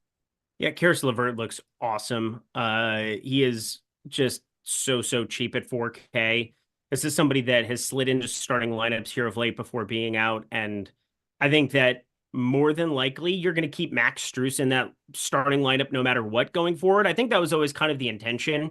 He started all of last season. I know it's a different coach in Kenny Atkinson this time around, but the same kind of prevails for me where Karis LeVert is somebody that you want coming off the bench. Maybe that'll keep his ownership somewhat in check, but like I do think the starters end up being Garland, Mitchell, Strus, Wade, Allen, and I think that's going to be what it is going forward outside of when, of course, Evan Mobley returns. Maybe that's next game. They've shown times that they're kind of happy to start whomever, but like Karis LeVert, he's kind of your ammunition off the bench at this point in time, and he should be. He's pretty darn good in that role. I think at 4K, he's just awesome up against Houston. I think it also, I mean, Amen Thompson plays like 40 minutes a game now, and he's one of the more impressive defenders. Just watching him run around, do insane stuff. I absolutely love Amen Thompson, but Karis LeVert maybe gets to avoid a little bit of it if he comes off of the bench, whereas if he starts the beginning of the first and third, I'm pretty sure that won't be exactly what you're looking for, him switching up on the perimeter there. So Karis LeVert, lots of reasons to like him going up against Houston. Totally agree. Like I said, my two most rostered players, Karis LeVert, Nick Smith as of right now. And we'll see. We'll see what ends up happening with the Cleveland Cavaliers situation. I kind of hope, even though I have a lot of Karis LeVert right now, that he gets ruled out, just so we get some of those guys to be swapping to. It's just the slates where we have the most edge, where there is late swap. So we'll see. We'll see what ends up happening there. Some questions that have come into us from Discord. First is Einsteinium. He wants to know, do we like Şengün as a contrarian play? Do you like paying up for Şengün to be a little bit different, Eric? He's only pulling about 5% ownership. No, I do not. I really don't like Şengün. Yeah, today. I don't have much of Şengün either. He's only in a couple of lineups of mine. Let me see. Is there a pay up? There's some low end contrarian options I know I was getting to. On the high end, some of LaMelo, although with that said, not anything crazy relative to his ownership. Are there any contrarian options that you like to be different spending up for? Nuke of the night. You want to do that now? Maybe a little bit early. I don't want to. I don't want to come too early. 4 minutes until midway through the show. I don't want to come too early. All right, do it. Play the animation, Jordan. Okay, never mind. Here we go. Ah! I want to get you excited. You got it.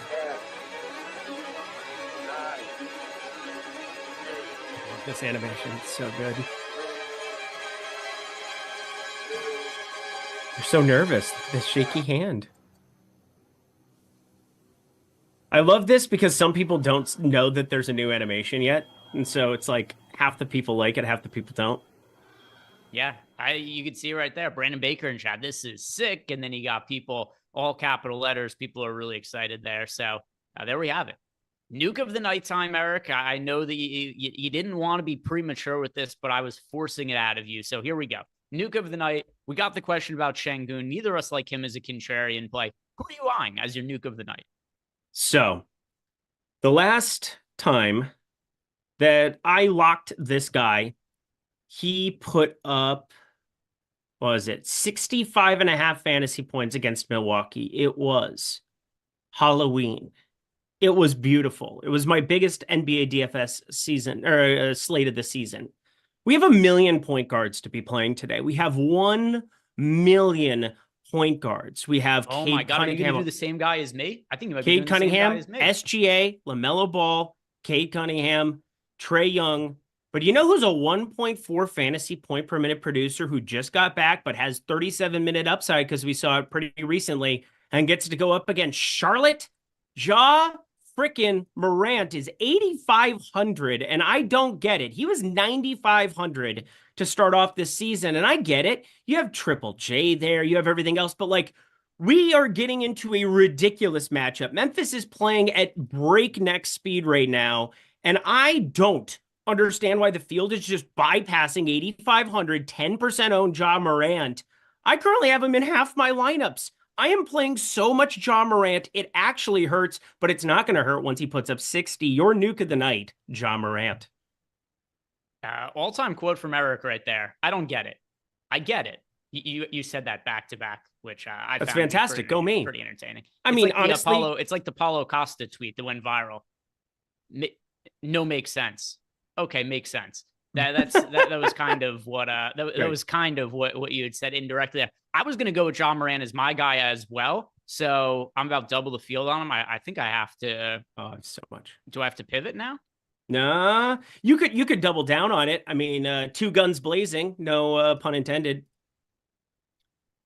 Boy, I got two contrarian guys who I like. Karis LeVert out. Like Karis LeVert was just ruled out. So I've got two contrarian guys that I like that are both right around 10% owned. One is a pay up option, one's a pay down option. We've already talked about him. One was Ja Morant, the other Day'Ron Sharpe. So yeah, I guess I'll go with Sharpe because that's the cheaper guy. But you already used Morant, who I was going to use as nuke of the night. But I agree with you. I think Morant looks like a really good contrarian option. I like Day'Ron Sharpe as well, with the Nets being shorthanded.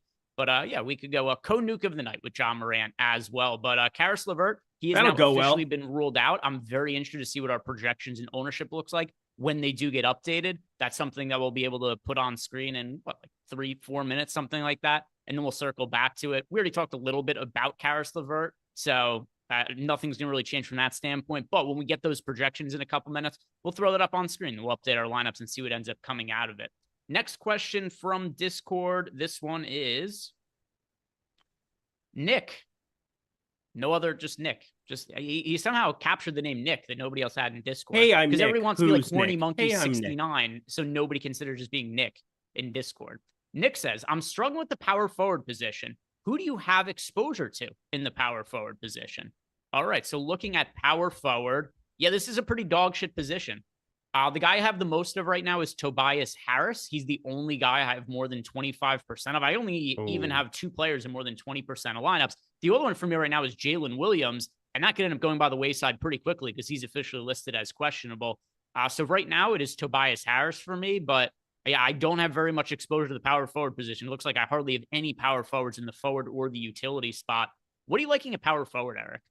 Yeah, I mean, the right answer is probably nothing. I'm punting. Guy, I've got the most of Tucson EV Boyman, our boy. I've got a lot of him right now. I don't know if that's going to maintain, but I kind of like punting everything there. Oh boy. That is not that is not the lineup I expected from Nets Brooklyn. Starting lineup. They're going with, well, what did you think it was going to be? I thought we got a pretty good chance being on a back-to-back of getting one of those cheapies that got brought up playing. Like it didn't happen, so whatever. It's a moot point.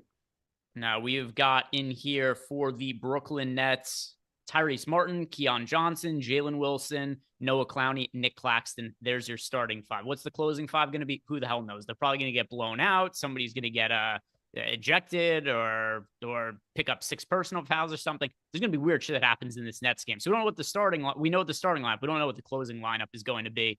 But that is I think this is the starting lineup we had projected, though. So nothing should change on that front.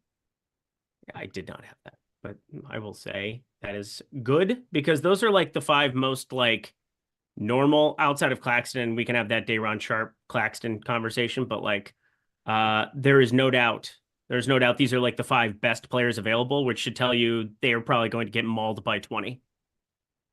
If you wouldn't mind, Jordan, can you put the FanDuel ownership projections on screen? We looked at the top most roster DraftKings players, but not for FanDuel. And right now on the FanDuel side of things, here's what we have for chalk. Kevin Porter Jr., which makes a whole lot of sense because already there are players out for the Clippers. If you get James Harden out as well, Kevin Porter Jr., I think if you were playing across both sites, Kevin Porter Jr., if James Harden's ruled out too, he's the best play of the slate on either FanDuel or DraftKings. So KPJ makes sense that he's really popular. Tyrese Martin, he's 41% on now, confirmed as a starter. Quentin Grimes, he's 31% on. Then you got a pretty big drop off in terms of the next tier of guys. Only a few other players over 20% on Cade Cunningham, James Harden, which I don't even think Harden's going to be that popular. I think a lot of people aren't going to play him and just assume he's sitting because I do think that's the most likely outcome anyway. But Harden looks good if he plays. And then you got Keon Johnson, Jalen Williams, as well as SGA as the other guys who are pulling 20+% ownership on FanDuel. But yeah, a little bit more spread out over there. Kevin Porter Jr., does he make sense to you as the chalkiest option on FanDuel? 100%. Like, I have to say, I'm a little bit mad that I'm not playing FanDuel today because I am quite certain today, if I were playing on FanDuel, the guy that I would have the most exposure to, I know it feels terrible. I know it feels awesome, or it feels not awesome is the right way of saying it. I'd play so much Bones Highland at 3,600. It's actually disgusting. I would play Kevin Porter Jr. I would play Bones Highland. I would play this to be like a 25-point blowout where James Harden sits, and I would construct my lineups that way. So do with that what you will. I am quite positive Bones Highland is like potentially your best sim ROI guy after the fact if you indeed get James Harden off the floor. Yeah, and let's see how many backcourt players the Clippers have available if we get more guys ruled out there. So it is going to be for the Clippers. Springer, or sorry, he's on Boston, obviously. Yeah, I'm just thinking through Harden, Kevin Porter Jr. If Harden was to be out, you got as guys who could actually play with the ball in their hands. Bones Highland, Kevin Porter Jr., Terrence Mann. That's kind of it. Just those 3. Yep, correct. So KPJ, good piece of chalk, in my opinion, over on FanDuel. Shout out to SC, who gifted out 5 YouTube memberships, as always. Thank you for supporting the channel there, SC. We do appreciate it a whole bunch. And everybody else, if you haven't done yet, like the video, subscribe to the YouTube channel. Take a half second of your time and do us that favor to help support us here. We got the starting lineup for the Hawks. No surprise, Okongwu is starting today. He's going to be sticking in the starting unit. Still a timeshare with Clint Capella, but it looks like we're going to be getting like 27 to 29 minutes out of Okongwu, with the rest of the minutes going to Clint Capella. So a little bit of a flip from what it was earlier in the season, but always good to know that we still have Okongwu just confirmed as the starter, as it's been the last couple of games. And the next question from Discord, it is from Alucard. Alucard says he's cheating with a 2-part question. You can ask as many questions as you want in Discord. There's no cheating. And you can ask us as many as you want. The one questions that are sometimes a little bit hard to get to, sometimes we'll get like a pile of questions that come in 3 minutes before lock. And then especially with the delay on YouTube, it's kind of hard to answer those questions in a way that's going to help you guys. But yeah, ask as many questions you want over the course of the show. Alucard says favorite top end point guard. And then 2 thoughts on fading Nick Smith in single entry. Holy God. What? Oh, holy God. We've got Prosper starting here for the Dallas Mavericks. Yeah. So Quentin Grimes is also starting. So you got a starting unit for Dallas of Irving, Grimes, Prosper, Olivia Maxence Prosper, Washington, and Gafford. I have no clue where he's from. That sounds like how it should be pronounced. Yes. What do you make of him being in the starting unit? He has not been relevant once that I could remember this season. You play him. He's 3K. I don't know what we're supposed to do other than play him. This game starts in 23 minutes. You play him. No starts this season. Overall, 7.7 minutes per game, averaging 6.91 fantasy points. So not a great fantasy producer, but not a terrible one either, especially relative to his price. If you think, he's currently playing 7.5 minutes per game. let's say he was to play 30 minutes, his current point per minute fantasy production, getting like 26 fantasy points, adjusted for the matchup, which isn't necessarily ideal against the Timberwolves. Even if you downgrade that a little bit, you're still getting a pretty good points per dollar play at min price. You're just playing a ton of him. I mean, this was like the guy that I was going to probably play a ton of no matter what, but that's kind of a bummer that he ends up getting started. Nobody said his name all day.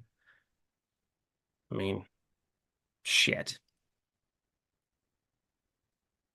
For people in chat who are saying this isn't new, it's news. I was not expecting Prosper to start.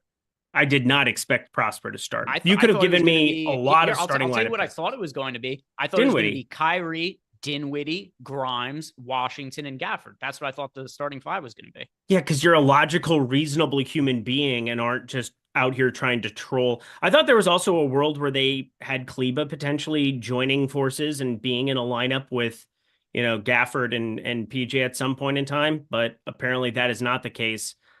I don't know. Do you think Kleba and Gafford share the floor at all today?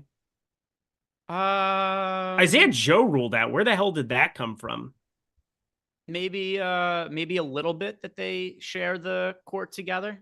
I have the NBA injury report. Where did Isaiah Joe get ruled out come from? And now that matters big time with Jalen Williams. Oh yeah, I was gonna say now we gotta. I mean, if you're gonna get him out, I mean, I assume like everybody else, you're gonna get the normal starting five of SGA, Cason Wallace, Dort. I don't know where Williams. Five. Jalen Williams is questionable. But that's what I'm saying is that if you get Jalen Williams out, I think you get Aaron Wiggins starting, and I think he's already viable. I think that's somebody to boost ahead of time to make sure that you have some shares where you're kind of like using up your salary still to some extent. I mean, I don't know if anybody's watched OKC recently too. Brandon Carlson's been like actually nice, but I don't think he shared the floor. He's a Utah kid. Went back and watched a little bit of him for like showdown purposes, and like, hey, Jalen Williams isn't exactly the most offensively forward, but that's not necessarily what his calling card is. I mean, you're looking at potentially lots of minutes now with Isaiah Joe out for, Caruso, for Aaron Wiggins. I mean, Aaron Wiggins makes the most sense. So we've got a projection update, and this isn't going to take the OKC news into account, but it's got the Cleveland news in here with no Karis LeVert. And in addition to that, it also has an update on Prosper starting. So we got a pretty quick update there for Prosper. First things first, Jordan, can you put the projections up on screen and show the audience here the Dallas Mavericks projections?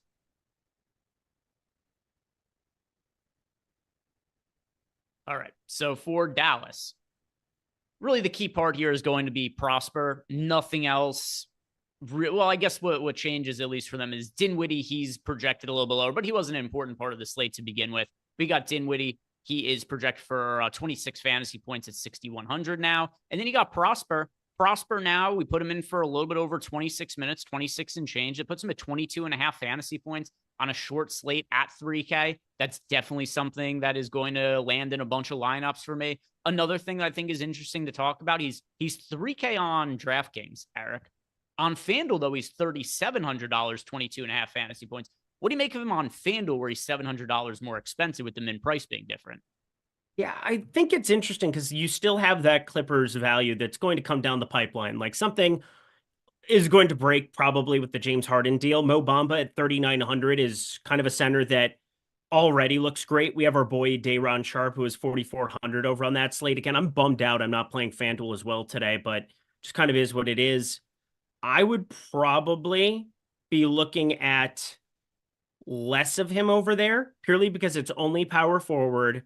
And I just think with the piece specifically, like the Mark Williams piece at 8K, I'd want to be overweight too. And the Mo Bamba piece at 3,900, I'd be overweight too.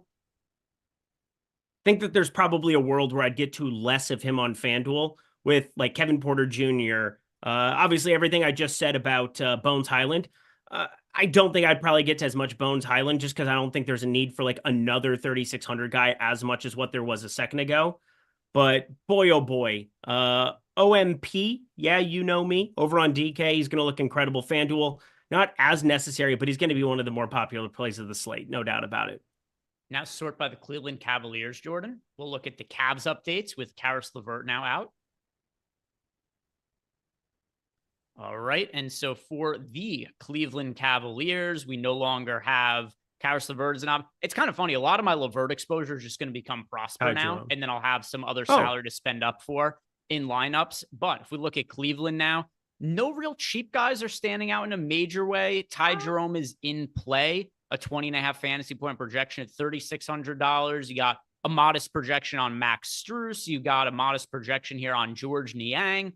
Some of these guys, if somebody had a lineup that had, Niang or Wade or something in it, I wouldn't say it's like you have to change or anything like that, but none of these guys are priorities. Definitely not in the way that LeVert was.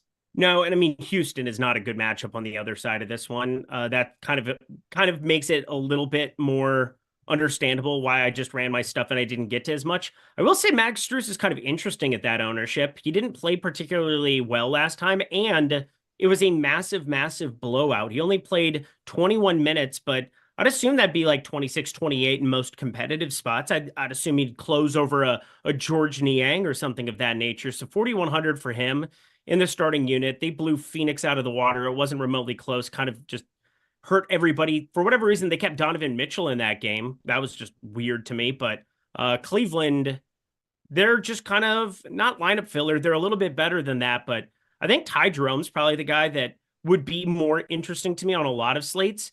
It's just a point guard. You just have so many guys. And now it's another one of them. He's pulling, 16% ownership. You have 3 spots. You can play point guard only guys in a DraftKings lineup. And we have all of these upside options that are expend ups that I want to get to. We have a mid-range, a huge mid-range of centers that we want to get to. And now we have some cheapies to rotate through small forward, power forward that just popped up out of nowhere. So it's not as much of a priority as it would be on other slates, especially considering the matchup, but I'll get to a little bit, I'm sure.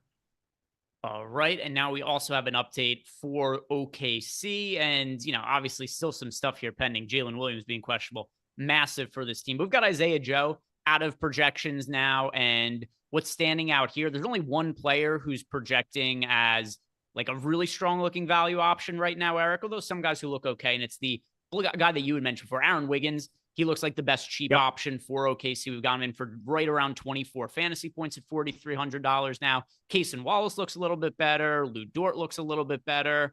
Jalen Williams with a Y looks a little bit better. He'll look really good if the other Jalen Williams is out for tonight.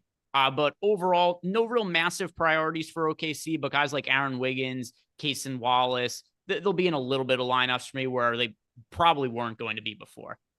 Yep. I probably like them a little bit better than our projections do. Again, we have Jalen Williams just sitting there, and the amount of things that can break your way if you just play a lot of those other pieces, Aaron Wiggins, Cason Wallace, Lou Dort even, I have a little bit of going through this. I think it can be very, very... Yeah, I really like getting to those pieces. I still don't think they're going to give like full out run to Alex Caruso in like double digit spread spots like this. They're basically saving him up, putting him in bubble wrap till the playoffs. I mean, we saw in that NBA, the cup final or whatever, he can definitely get some more extended run if need be. But Alex Caruso is somebody that I thought I might get to, would appear not. Now, I mean, it's just, we have a Dallas piece at 3K and OMP and he just makes more sense. But yeah, I do like the idea of Wiggins. I do like the idea of Dort. The other part of Alucard's question, which I think has also changed more as we've had this news that's kind of sidetracked us a little bit, but he asked us, is it okay to fade Nick Smith in single entry? Yeah, a lot of other value options have opened up. I'm rerunning my lineups right now, but I think Prosper is going to be the value. Maybe it's still Nick Smith, but yeah, there are guys you could get off of where you don't have to play Nick Smith in single entry. I don't think he's a must play at all. No, God, no. Good option. If you had him, it's not an issue. But yeah, you could get away. Last night, when you and I were talking about Khalil Ware, if somebody said, hey, Khalil Ware is really popular, could we get, and I think somebody had asked this question as well, our answer would have been, no, you have to play Khalil Ware last night. Correct. But as far as this slate with somebody like Nick Smith, yeah, it's not quite the same value as what Khalil Ware was. Khalil Ware had like the second highest block rate on the entire slate. He went from not basically being a backup 5 to starting next to the 5. And he had power forward eligibility. He was like right around like 4K, 4,200, like completely different worlds. Plus the minutes just kind of were more certain based on what we had seen the previous games. So yeah, it is not a 1-for-1 swap for those two. Let's see other questions here. We've got one from it's Jahay, or it's Jay, or it's Ja, whatever it is. He asked, how much Nick Smith am I getting to? I'm rerunning lineups right now. I'm not really sure. I don't know if you have your stuff updated, Nope, but not how yet. much Nick Smith do you anticipate playing, Eric? I'm going to have less than the 60% by a pretty considerable margin Yeah, when it's so done. what's the updated ownership now, Jordan? Because his ownership has come down, I think, as a result of this. Jason, let us know. Also ping us again when the ownership goes through, because I saw that it got updated in the Sims, but I'm not seeing it actually updated. Yeah. So we just had an ownership update a minute ago. Got it. There it is, 9 seconds ago. Beautiful. Yeah. Good So time. the ownership Good is times. also changed now because Prosper's the most popular play on the slate. You got Should be. Prosper at 46% owned. SGA has now become more popular as well as a result of added value options. So you got SGA's 43% owned, Nick Smith 40% owned, Quentin Grimes 34.5% owned. You got Mark Williams at 32.6, Cade at 30.7. Those are your most popular options over on DraftKings. Over on FanDuel, here's what it looks like over there. A lot of the guys from before, not too much has changed because he's still got Kevin Porter Jr. as the most popular option. Nick Smith isn't as relevant over on FanDuel. Prosper ends up coming in at 26.7% on FanDuel. So do you have any different opinion? Because he said he didn't want to be near the 60% the field was getting to on Nick Smith, but now that he's 40% owned, is that going to change the equation for you? No, I'm saying I had 60% in my first, well, I mean, not my like first run. It was like the second or third while we were on this show. So we were talking through stuff. We're just constantly just rerunning everything. And yeah, I'm very curious what I end up with now, but I guarantee you it's less than 60%. My thing is, it's like, it's still, that news came out at 4:07 Pacific. So yeah, 7:07 Eastern time. I'm not sure OMP gets to even like 55% owned, 50. Like we have him at 46% right now. So like, I think there's like an insurance policy of me playing OMP a ton at 3K. And he's got better eligibility now that he has access to power forward. That's something Nick Smith doesn't. And there are lots of other good plays at shooting guard, small forward. There are not a lot of other good plays at power forward. Like if Jalen Williams plays with the Q tag, he's going to look good. If you have Bridges in lineups, I'm not going to bat my eyes twice at that. But like, I think OMP, there's a really good chance he just ends up being like the guy you want to get way more of than Nick Smith. I'm hoping that's what happens in this run of the Sims. I want to clarify something. People have no clue who you're talking about. Olivia OMP? Maxence Prosper. He's starting for the Dallas Mavericks tonight because of them being a shorthanded. They just like to move around their lineups. That's who OMP is. We got Olivia Maxence Prosper in the starting lineup. That's who it is. Just a lot of words to say in short succession. Yeah. Done but the alternative like people have forever. no clue who it is you're talking about. So just want to clarify that because there was some confusion there. One person said that. All right. If one person says it, there's other people who are confused too. It's okay to clarify. There's no problems with that. Let's see what else we have for super chats. We've got Zach to the future, contrarian value plays. Are there any contrarian cheap options you like today? Well, we talked Day'Ron Sharp. I think that's a pretty good one. It's hard for me to like something a ton more. I'm curious what you think about Naz Reid at 5,500. I think that's kind of another fun one there. 10% ownership kind of coming in on him there. I think that's kind of a fun mid-range option where if you end up getting Gafford off the floor, there's a lot of like hand builds that I would do where I would get away from Gafford and Naz Reid in the same lineups. I'd probably just make it more like, I mean, you're going to get to Olivier Maxence Prosper alongside Naz Reid and doing some stuff like that. I think the other one that's really interesting to me is the Aaron Wiggins one, just in like mid-range, like 4K, 5K. Aaron Wiggins, there's a chance that if you get Williams out, he starts and you could walk into 32 minutes pretty darn quickly. He also could end up being somebody that they have out there a little bit later in the fourth quarter. Lots of ways that I think that one works out for you. So I'll throw Wiggins in as another one there. Yeah, I'll add Keeson Wallace as another one in a similar vein, benefiting as well from the absence of Isaiah Joe. But also if Jalen Williams is out, then that's just another way that these guys could benefit in a way that the field is probably not going to be able to swap to. So those are a couple of guys with lower ownership that I like as value options for you all. The next question here is Brandon Wagner, last man in, Tobias Harris, Okongwu, or Naz Reid, Eric? Okongwu. I'll go with Okongwu as well. I like Okongwu now that he's starting. It doesn't mean that you're getting a gazillion minutes out of him or anything like that, but it shores up his playing time. He's a very good fantasy producer. There's a clear ceiling to Okongwu that, well, I guess I shouldn't say he didn't have it coming off the bench, because we did see that on occasion, but it wasn't all that likely that you would see that ceiling from Okongwu. And now you're going to have like 1 out of 3 games or something from him. You're going to get some like massive ceiling game out of Okongwu. So he's somebody who I agree with you. I like him as the confirmed starter once again. Next question here. It is from Krebsy, wanted to know if we like Naz Reid. And then the Black Mamba also asked us, Naz Reid versus Tobias Harris. We got almost the same question 3 times in a row here. I prefer Tobias Harris to Naz Reid. And then also general thoughts on Naz Reid. Yeah, I like him as a contrarian option, but he's not somebody who's going to be in like 30% of my lineups or anything, but he'll show up in some.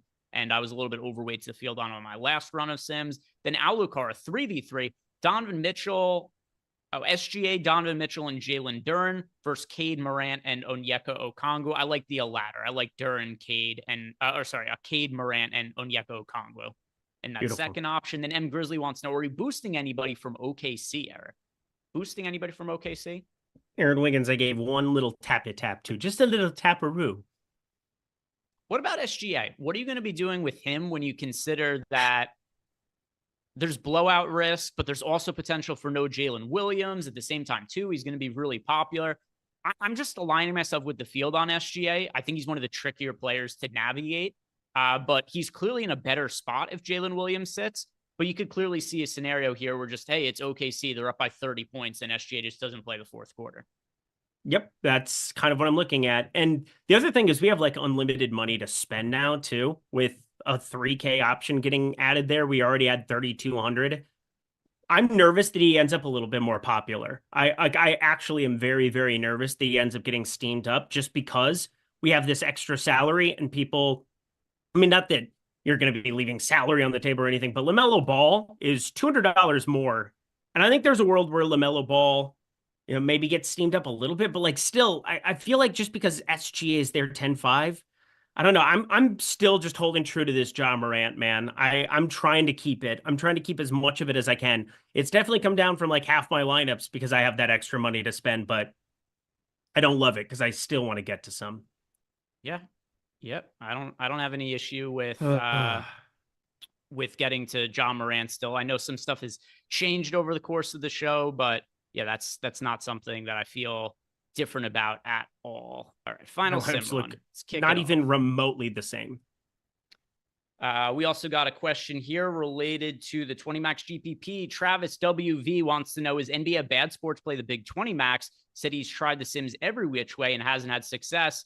Have you been looking at the post contest sims? I would go look at that and see what your sim ROIs are. It's really hard to have like everyday success in GPPs for any sport. 18% or so of the field ends up getting paid out, and then it's top heavy payouts.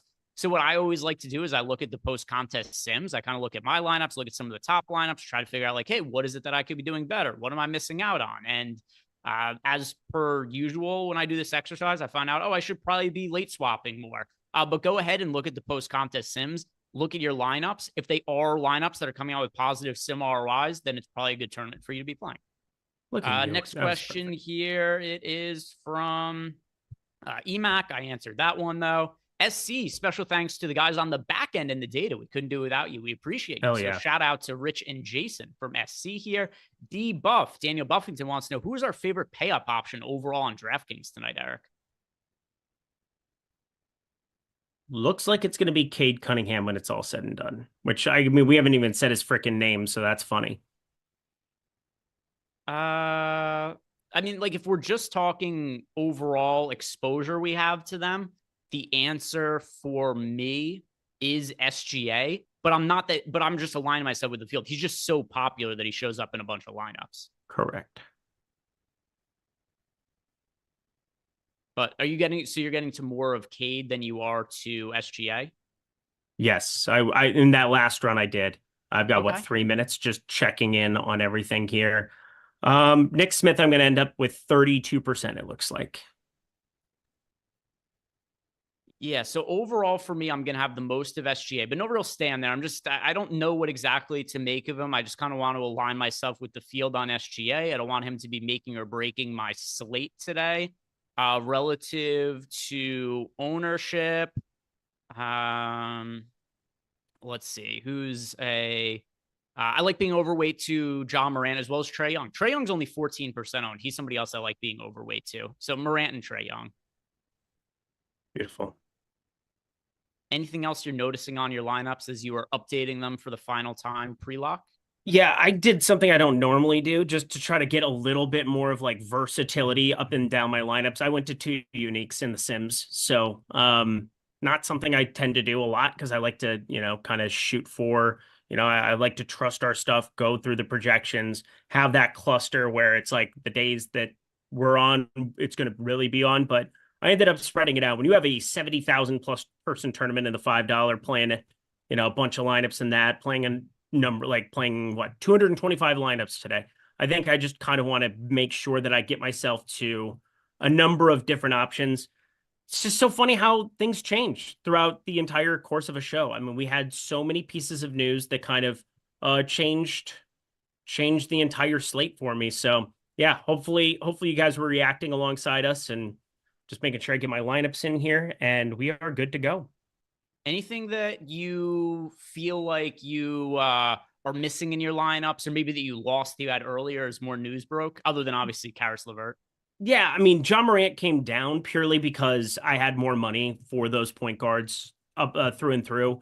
That shouldn't be all that surprising. If you've done this for a long time, they're like, all right, if I'm getting 3K option in Prosper that shows up, I have that extra 1,000. I don't want to be leaving like 4 or 5 of projection on when it's not as tight of pricing. That was kind of the fun part of playing as much Ja Morant as what we were. I still have 30% of him right now, and I think I'm okay with that, but it's a bummer to kind of lose a little bit of it because when he has that massive ceiling game, it would have behooved me a lot more to not have a guy like OMP, Olivier Maxence Prosper, showing up in those lineups. Also, Santi Aldama, stuff like some of those mid 4K tournament plays that I really liked, I really don't anymore. I think we have pretty good chalk through and through. It's going to be a fun slate. All right. If you guys haven't done yet, like the video, subscribe to the YouTube channel, come join us over in Playback because we still got big news that we're waiting on for today. We're also expanding the show. We got a bigger show going tonight, but we got James Harden. He's still questionable. Jalen Williams. He's still questionable. That's news we should be getting in the next, he's available to play because he was just ruled in. So we're getting that news right now. Josh, I'll talk about some of the implications of that. Porzingis, he's still questionable for later. We've got Drew Holiday questionable for later. So that's news that's probably going to break either when Josh and I are on or when Eric and Eitan are on later. So come join us over in Playback. Jordan's going to drop the link into chat. Have a great night, guys. Good luck with your lineups, but come join us over in Playback. See you over there.